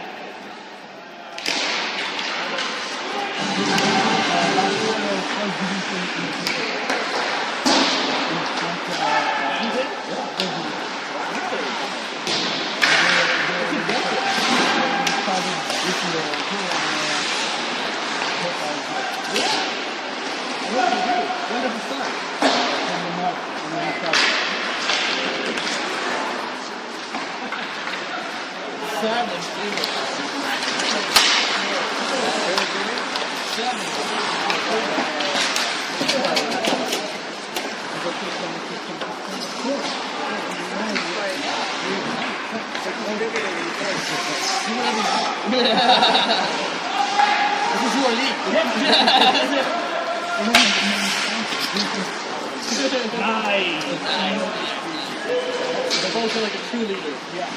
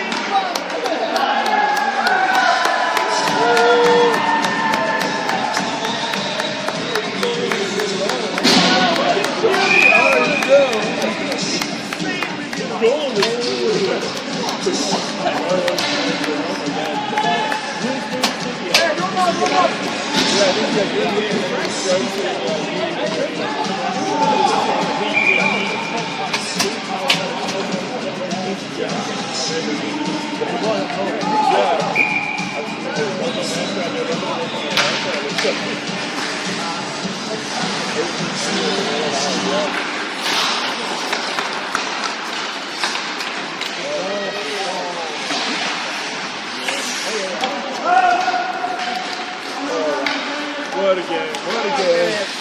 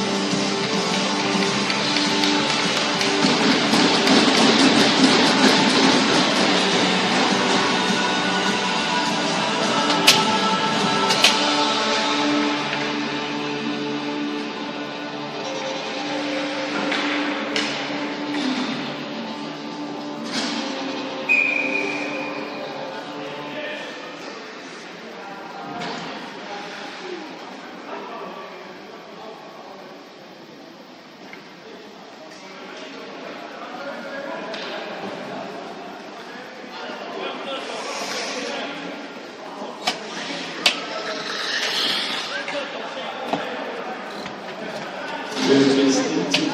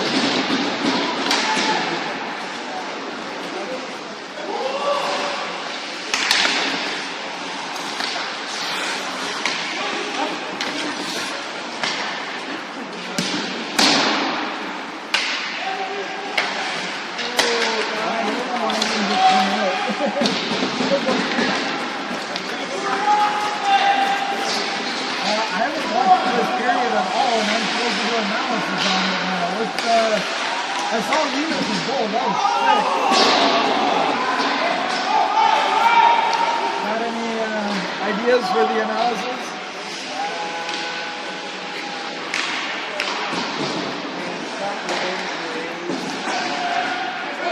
Now, the situation with Sam, we saw the replay, it was nothing. Yeah, but it is.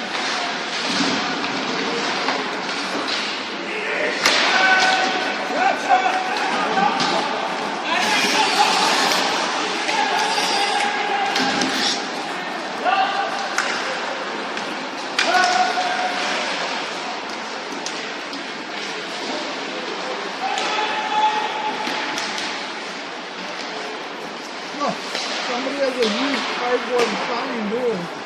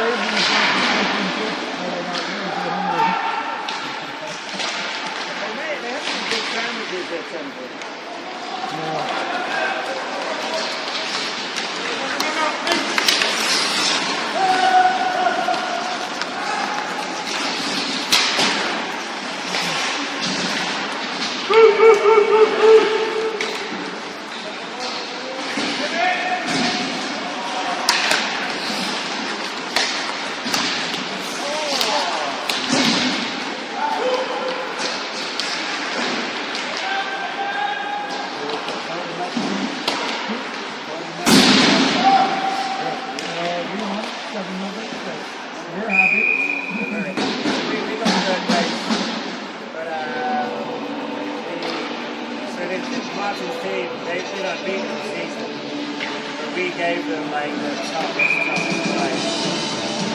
They won every game except in the league, except against us before. And in the playoffs, it ended up being lots of penalties. It was super close.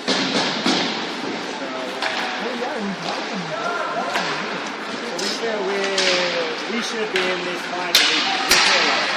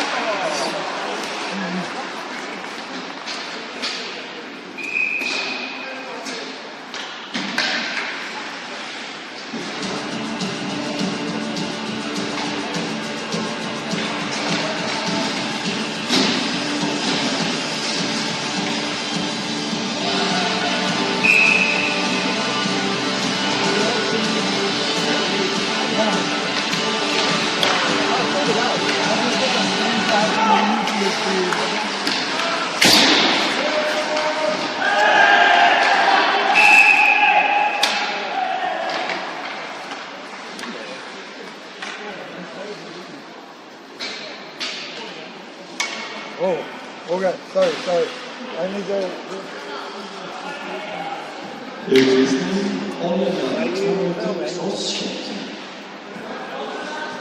Because we need to, if we go on now, then we can get Rasmus to unlock it. You guys, can you answer the phone call when we phone so you can...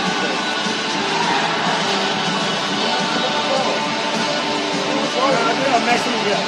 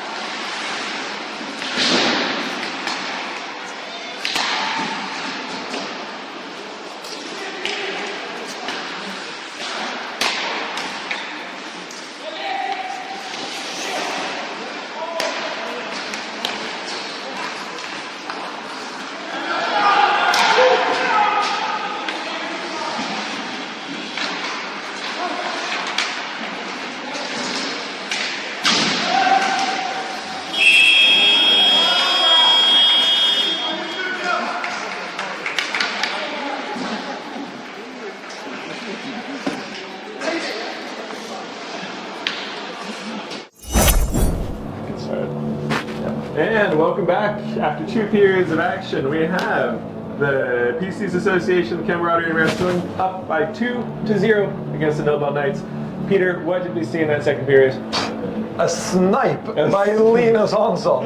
Absolute beauty of a top shelf blocker side, I believe it was, from distance as well. One of the nicest goals we've seen, quite frankly, all season. Contender for top goal of the season. And that actually absolutely. put Linus in second place in terms of goal scoring, right behind Elias Brangje, who had a hat-trick earlier today.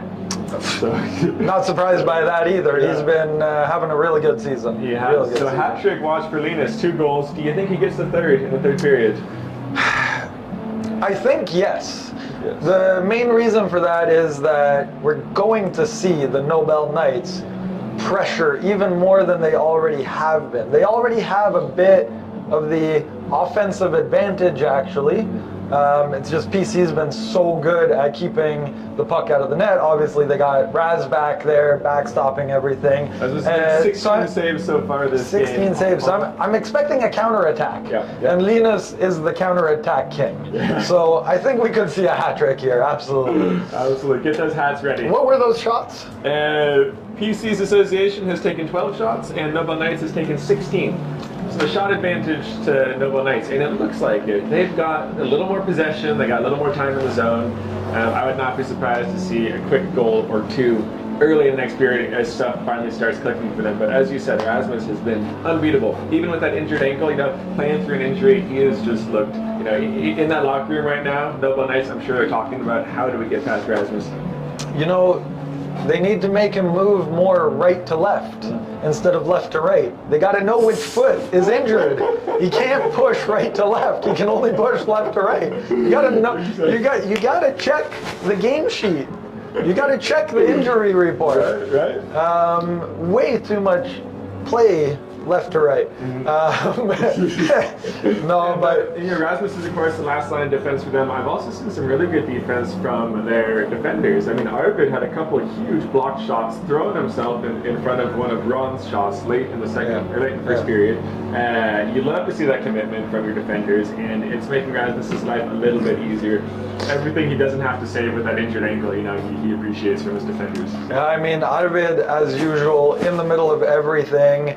He's also on the receiving end of a nice little cross-check from team captain Martin Olonen there, who maybe we see some frustration building in the Nobel Knights. Absolutely. Late in the second period, down by 2, the captain's feeling the pressure, and takes a penalty, although I believe you saw a tripping penalty in the last couple seconds of the period. Literally as the period ended, so there's actually, as I look at the scoreboard here, there's 29 seconds left in Martin's penalty, and then there's the full 2 minutes left in the PC's penalty. I think maybe it was Hansmar. No, wrong team. I don't know. We'll find out who it was. Whatever. It's all good. I think we're also getting ready for an interview here, maybe in a few seconds. It looks like we got Lee down in the locker room, and it looks like he's found Linus Hansson, our goal scorer. Seems appropriate, so we're gonna go over to them in delay.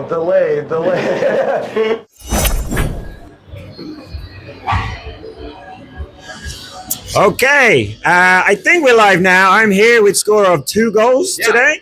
Linus, the Fisherman Hansen. How's the game gone for you today so far? Well, the score says it goes great, so I'm very happy. I'm proud to be here. Okay, so we have one of my players, Brange, is very, very upset because you're closing in on him on the top scorer. Yeah, I think he is leading by 1 right now. So 1 period, hopefully 1 more goal, and we can catch up on him. So the game plan seems to be going very, very well. What's the plan for the third period? Forecheck, and have fun. Nice, have fun. That's what the FHL is all about. Take it a little bit easy. Okay, that was Jesper, our celebrity. Okay, thank you for that. We'll go back to the studio now, and good luck in the third period. Thank you.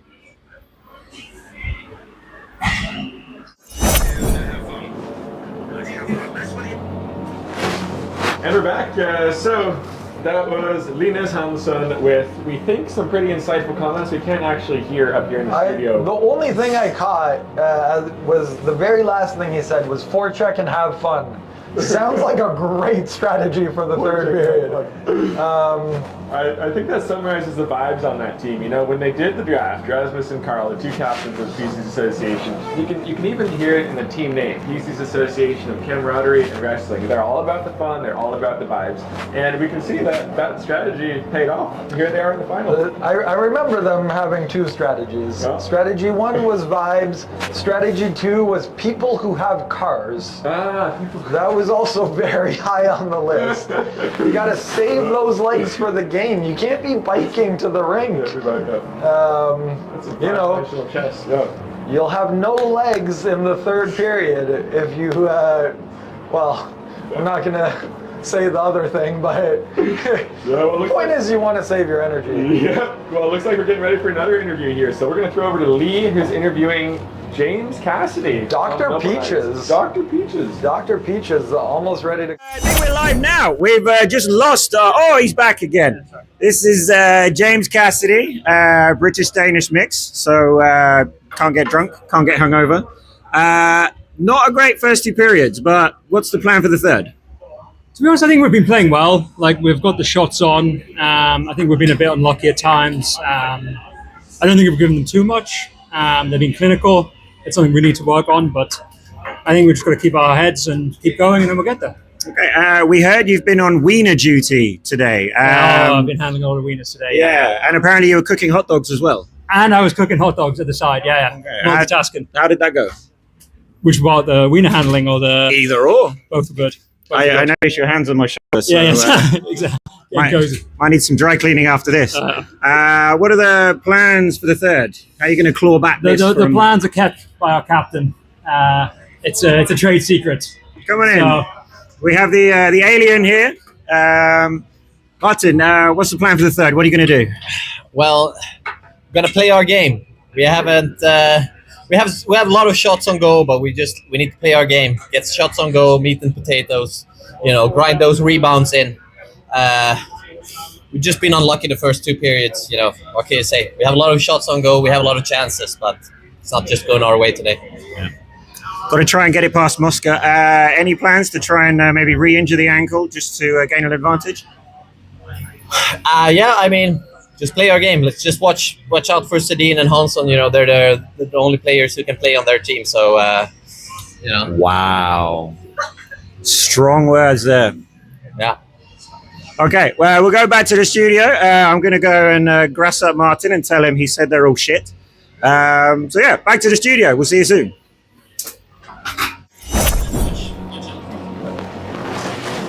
Oh, there you heard it. Meat and potatoes. Meat and potatoes. Loves the meat and potatoes. Hey, speaking of meat and potatoes, 7 o'clock tonight, FHL Final after party at the one and only Ved on some street in Milan. Definitely not in Lund. Don't make that mistake. You might not get meat and potatoes, but you will get some great fish and chips. Yes, you will. We'll see you there. But before that, we got one more period of hockey to play. So, we're going to throw you to some nice aerial footage. Then the third period will be starting soon. So thank you to our viewers, and stay tuned for one more exciting period of FHL hockey. Yeah, thank you. Enjoy the game.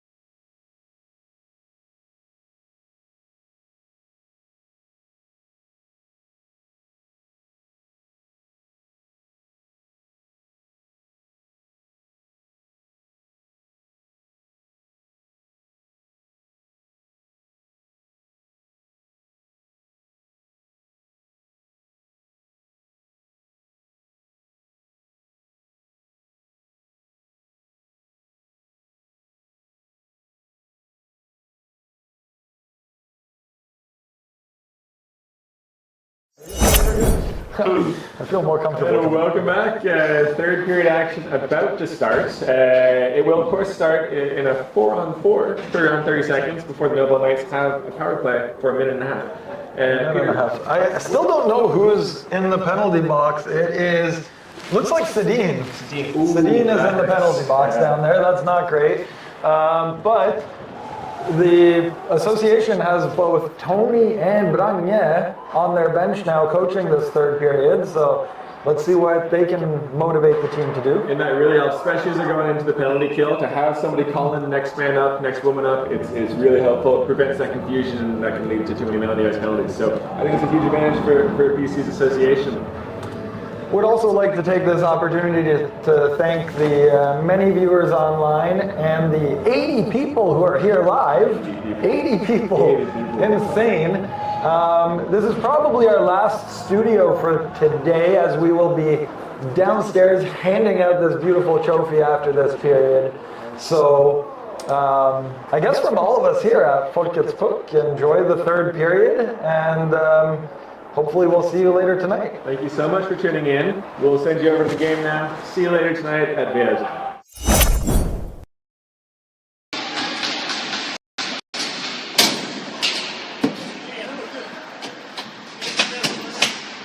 Du har gett ut förra perioden.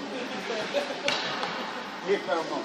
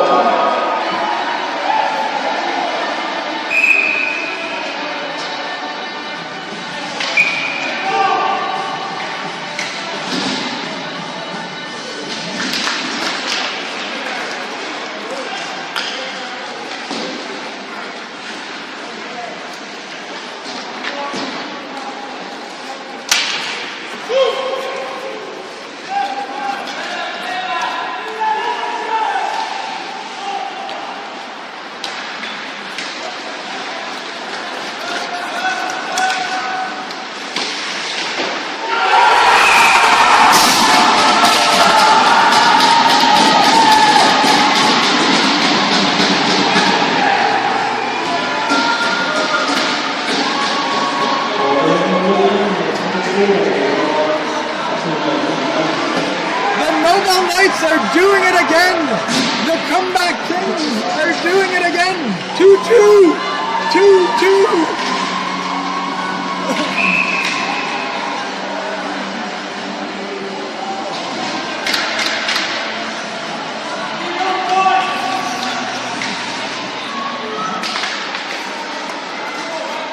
All right, folks, there are 11 minutes left in this game.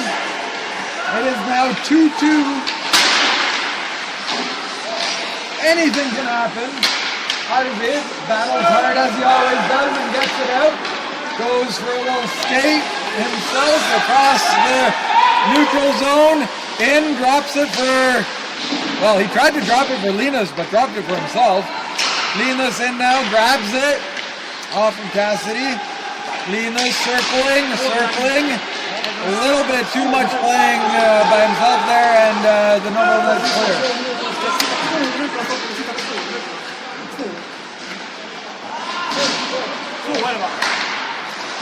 Grejen är att vi har isen i 45 minuter till.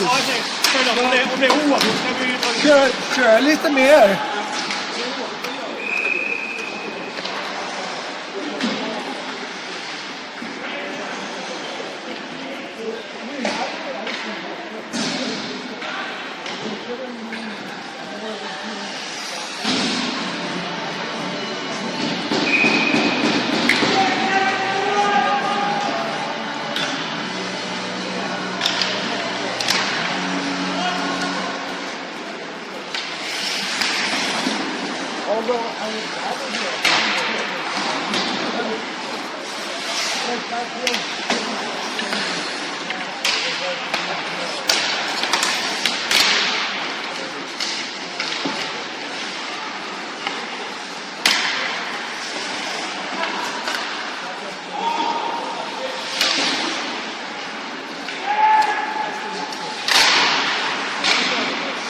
Köks det.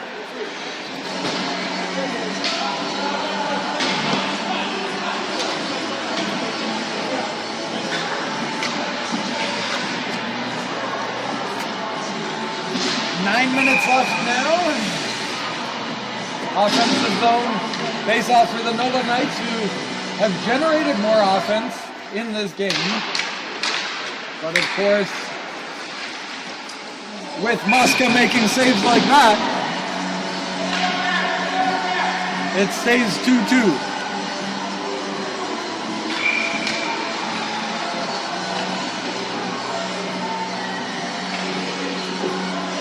Sedin versus Huntsman in the circle. Huntsman wins it, blocked, but it still gets through. So now controlled by PCs as they try to clear, and they are able to flip it out. Park back to pick it up with Sarah forechecking hard. Park passes it up to Sam, who gets it into the zone, but controlled by Miller, who manages to clear, but a nice takedown by Huntsman, who sends it back to Röhm, who scored a beautiful goal there to make it 2-2. Park gets it in to the zone. They're in deep in the corner. Park versus Sedin. Sent back to the point where Trancaglione is covering. He sends it across, but intercepted by Lori Leander, who goes aggressively in there.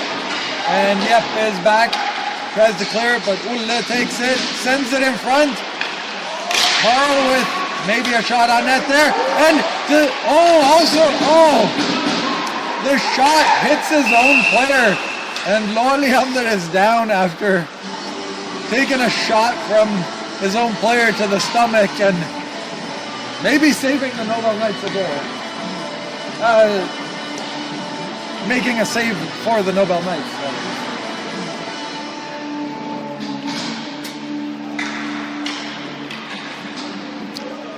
Let's see what happens here.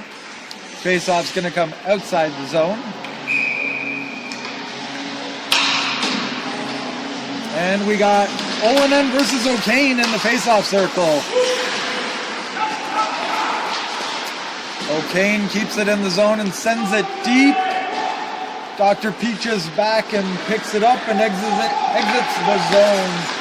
That's, ooh, tough offside call there, I think. But we'll trust the refs, as we always do.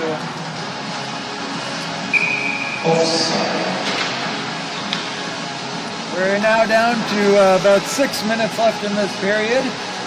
Should it finish tied as it stands right now, there will be a 5-minute 3-on-3 overtime and then a shootout if it's still tied after that. Could get very, very exciting here. Malmberg sends it in towards Sedin. Not able to control, but they're battling for it in the corner now. The battles are getting intense in the corners now. Jimmy gets it at the point and sends it in. Olinen controls it and sends it out to Victor Eriksson, who sends it up to a fishing Alexei Mayorov. Cherry picking, as we say in English. Fishing, as they say in Swedish. But he can't do anything with it. Now Grangster has it behind his own net. And he's very tightly played by Hansmar, who gets it, but Sedin helps him out. And although the puck just keeps going back and forth in that corner. Sends around to the other corner now, where Felipe makes the play back to Ari. And a little bit of space opens up for PCs to get it up and out. Stavstrom up to Phil. He loses it. And then Park and Carl battle along the boards. Ooh, another tight offside call. Refs really doing the tight offside calls there.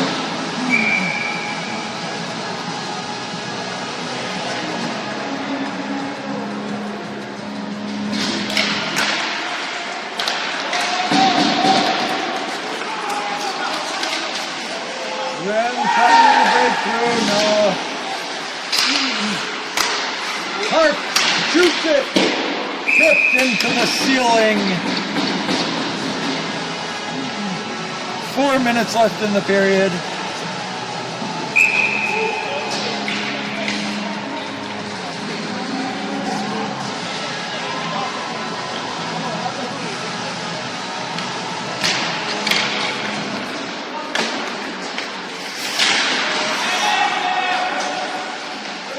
Philip!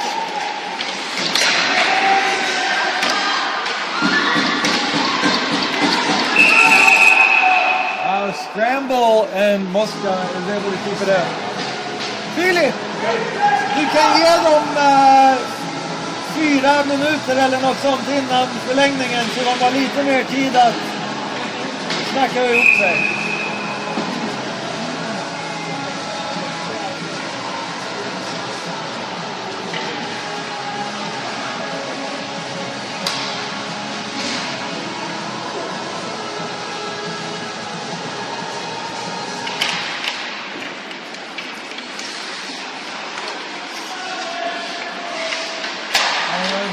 Som hem att hon inte kommer hem. Jag är glad att de är spänd. Jag är glad att finalen är liksom oh! What an opportunity and what a save! Det är lite galet. Ja.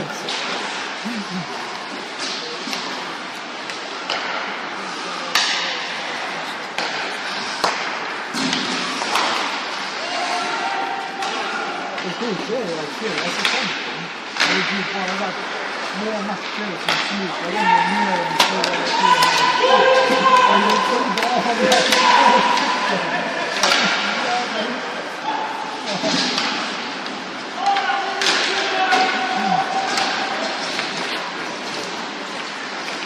Arvid into the zone, sends it on net, and it's held by Young. There are now less than 3 minutes left to play in the period. Still tied 2-2. If it is tied, we will send you back to the studio We weren't really expecting to do another studio hit, but we will. A little collision there, 3-on-1, but it's sent wildly into the corner, and PCs can get it out. It will be interesting to see. I kind of want to see overtime. I want to see the strategy, the open ice. Carl sends it across to Jimmy, who sends it up to Linus, who moves it along to Ole, and Ole is rubbed out by Martin. Incidental contact, they say, no penalty there. Muller still getting his gloves on as he's on the ice. Over to Grandmet, who plays it back to Muller. 2 minutes left in the period now. Muller tries to send it up to Hansen, but it's intercepted by Röhm. He waits for an onside situation, sends it in, good save. Moska easily picks that one. 1 minute, 48 seconds left in the period.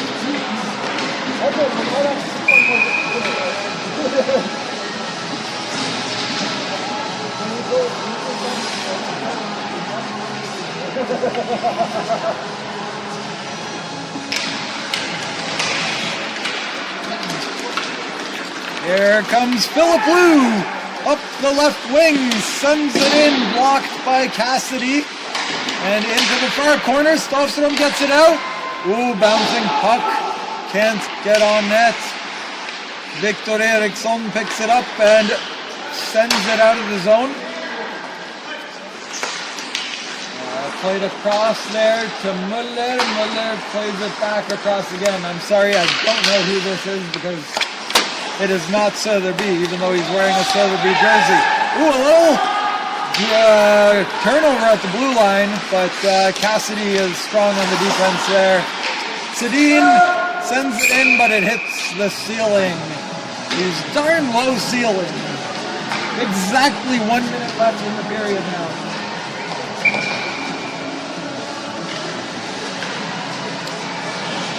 At this point in time, nobody wants to make a mistake.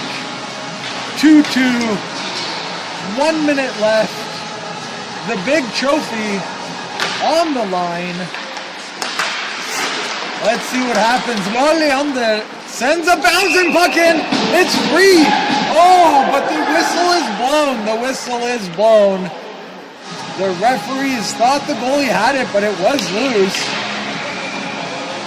A little funny business there. Nobel Knights did not like how late after the whistle Lord Leander came in there, even though the puck was free. The whistle had been blown. So they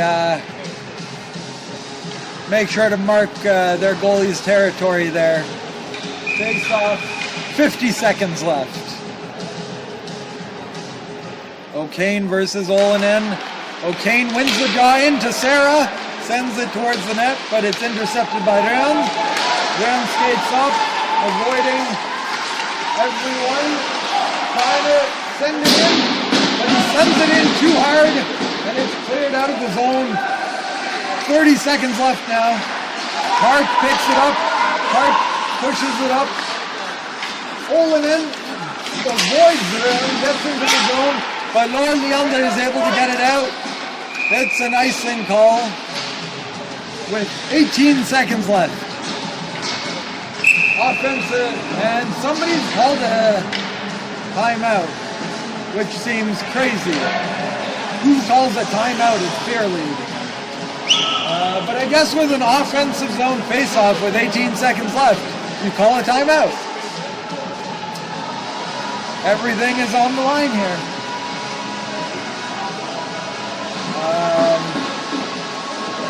I want to take a moment here to recognize Julius and Noah refereeing this game. They also refereed the third place game before this one and have refereed probably 70% of all the games in FHL this year. They've done a stellar job. And here we go. They start up the game again. 18 seconds left in the third period. 18 seconds. I can see the excitement in the stands. Everyone's at the edge of their seats. Let's see what happens. Olanen versus Sedin. Olanen kind of wins the draw. Scrambling. Not cleared. Victor sends it in to Jesper to Huntsman. What a save with 8 seconds left. Unbelievable save. What? Behind the net. And that's the end of the period, folks.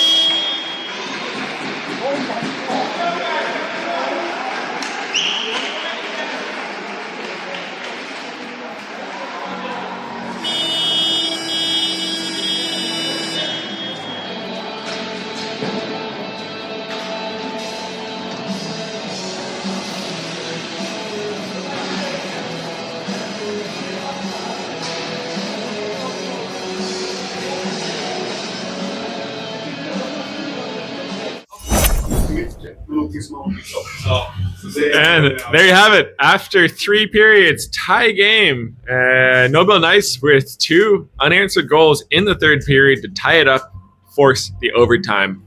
Peter, what happened in that 3rd period? You know what? I really didn't see it coming, but they came out guns a-blazing and scored 2 amazing goals. Let's check in with the little man. Yeah, I mean, that run by Jesper, that was incredible. Taking it through the middle zone, around the defense, around Rasmus. Taking it around Rasmus. You see how big that man is? That is an incredible. That's like 5 kilometers to go around him when he spreads his legs. And boy, does he often spread his legs. You know, nobody would believe it, but we're the same height. I mean, we're roughly the same height, to be fair. Yeah, no comment. Sit up taller, man. No, but now, for everyone's information, we can expect 3-on-3 overtime, 5 minutes of that. If it's still tied, we go to a shootout. Any predictions for the overtime? You want to go? You go. I mean, my prediction is going to be potentially Martin has the upper hand here. He has a very skilled team, individually skilled players, good skaters, and whilst the PCs play good together, I don't think they have the same individual level as Allen's team has. Lots of open ice out there. Yeah. Lots of open ice. And I do, like Lucas, I think that benefits the Nobel Knights. They got a lot of fast guys. They got a lot of shooters. I think the wide open ice is just going to give them the advantage they need to put this thing away. I think we're going to cut from studio a little bit early here too, so that we can actually watch the overtime live and not on the video delay. But I will finish off by saying I think the goal scorers are either going to be Rön or Carl Söderby. Yeah. Carl Söderby did score the game-winning goal in overtime at the tournament 2 weeks ago, the C-level tournament. So not good picks both. I'm putting my money on Linus. He gets the hat trick. If they win. Otherwise, yes, but Yes. Nice. Well, enjoy overtime. It should be starting in about 90 seconds to 2 minutes. We'll see you on the other side.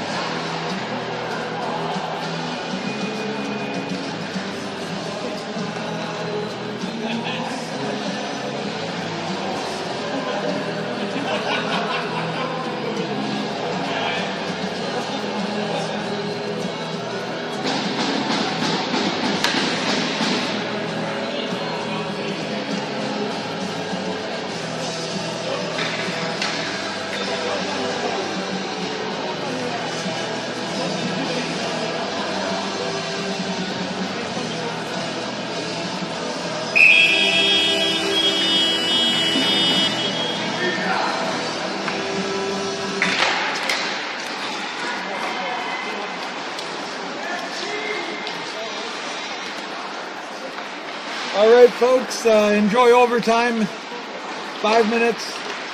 First goal wins.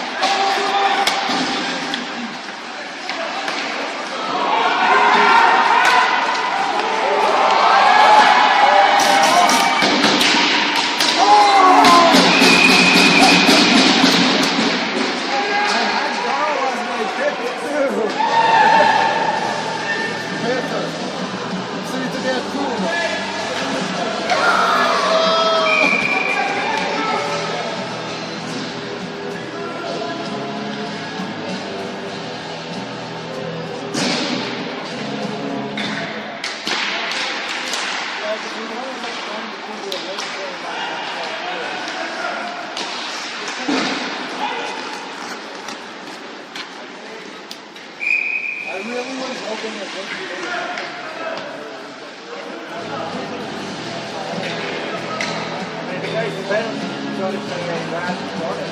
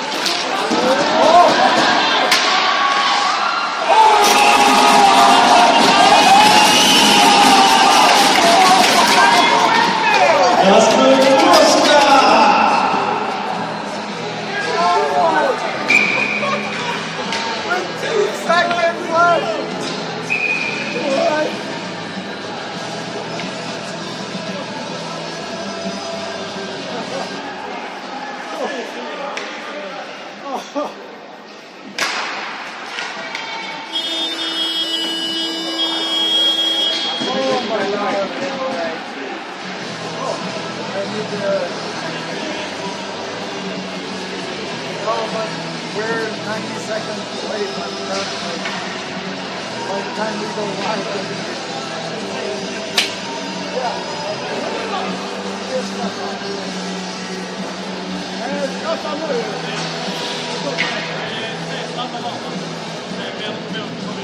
Så blir det straffläggning där Final får 3 straffar var.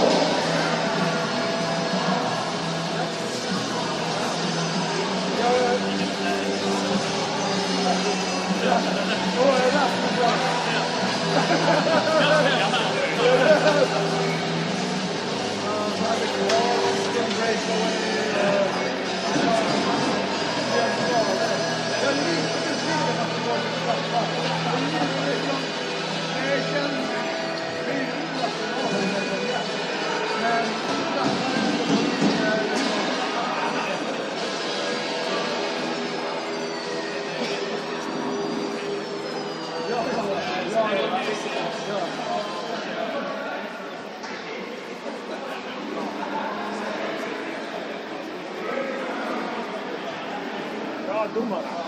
Nu kör han en sån här stegring.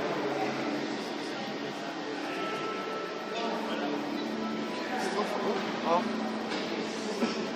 Så får vi gå på. Vilket kör ni åt ett håll?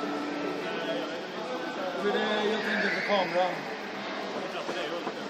Det har vi. Eller vilken passar dig bäst? Det spelar ingen roll. Tar vi det? Ja. Fattar ingenting, säger bara ja. Ja, precis. Ja. Ja. Inget kvitto här.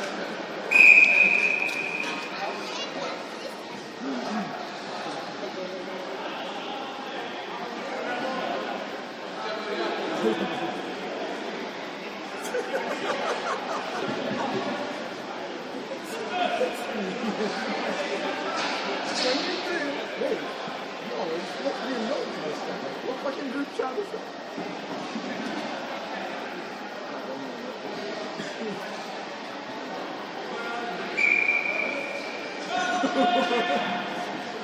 Först ut, Stefan är 2 stycken minus, en paus.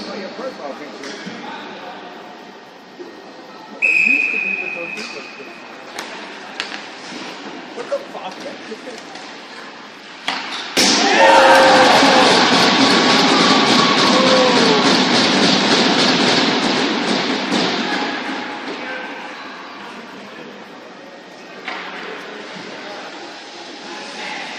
Nästa straffskytt, Jonathan Rönn.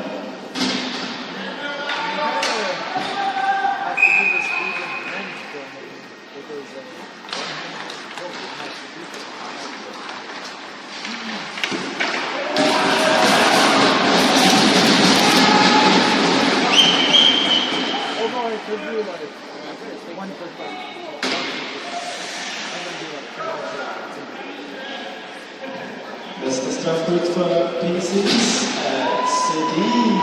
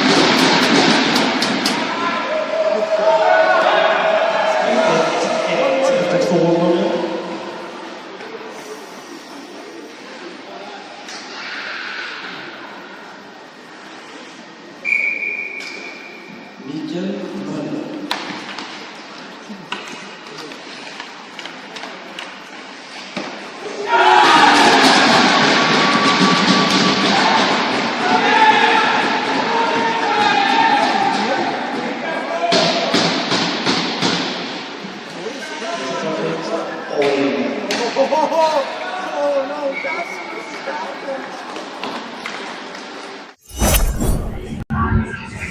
Nu. Okej, tack. Hej. We are live, sir. Well, there you have it. The Nobel Knights on a goal by team captain Martin Olinen wins the championship. We are moments away from the big trophy presentation, which club ordförande Peter Eriksson will be handing over to team captain Martin Olinen. Enjoy the celebrations, and congratulations to the Nobel Knights, who are the first ever league champions of Folkets Hockey League. Let's fucking go! Martin, a quick word. How does it feel? It feels fucking amazing! I mean, I knew it was going to be a tough game, but I had no idea it was going to be this tough. And second win on penalties. Oh my god, what a fairy tale. What a fucking fairy tale. Well, everyone said it's the best game they've seen all season. Congratulations. I'll give you a moment to collect your team, and then you can come on over and collect the prize. All right.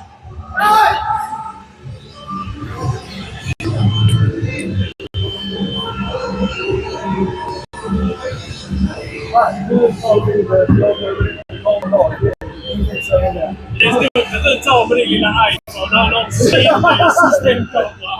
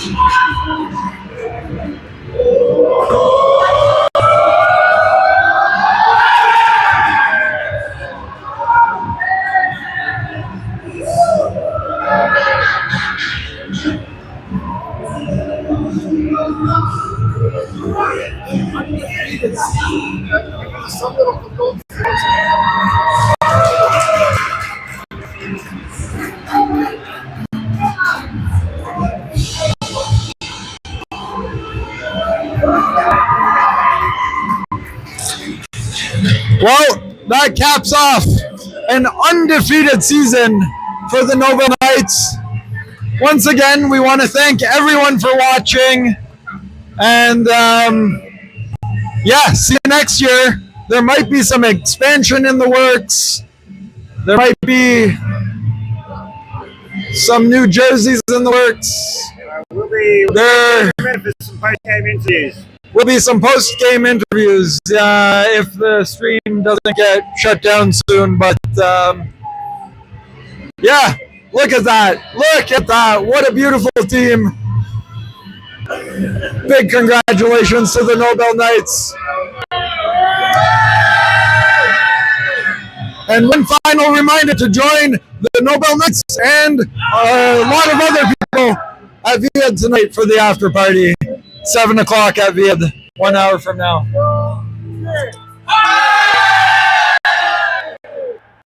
Perfect. Look at how happy they are. Warms your heart. Not really.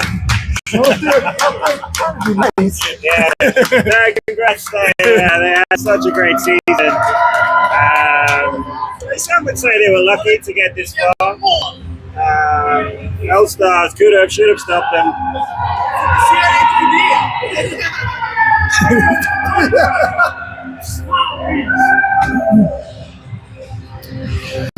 Noah! Yeah.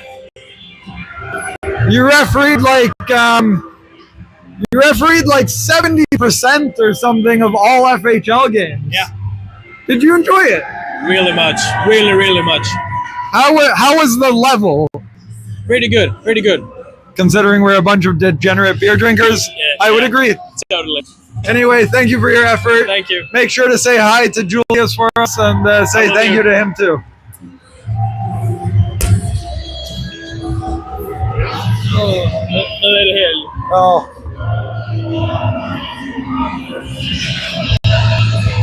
Team picture? Take picture. Yeah, we can solve that.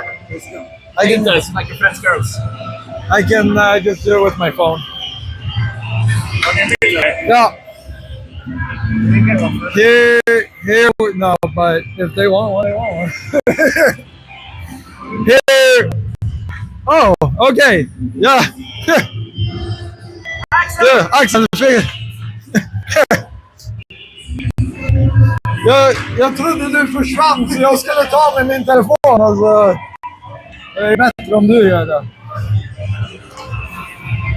And here you have PC's Association of Wrestling and Camaraderie, who finished with second place after a really solid season. And they have one player who apparently already took his jersey off. Somebody's in a rush to get to the bar. Wasn't his jersey. That works. Hey, congrats to these guys as well. And actually, congrats to all the teams. We've had a great season. We're going to get kicked off the ice here in a moment. So let's see if we find some interviews or not. Otherwise, we'll post them later.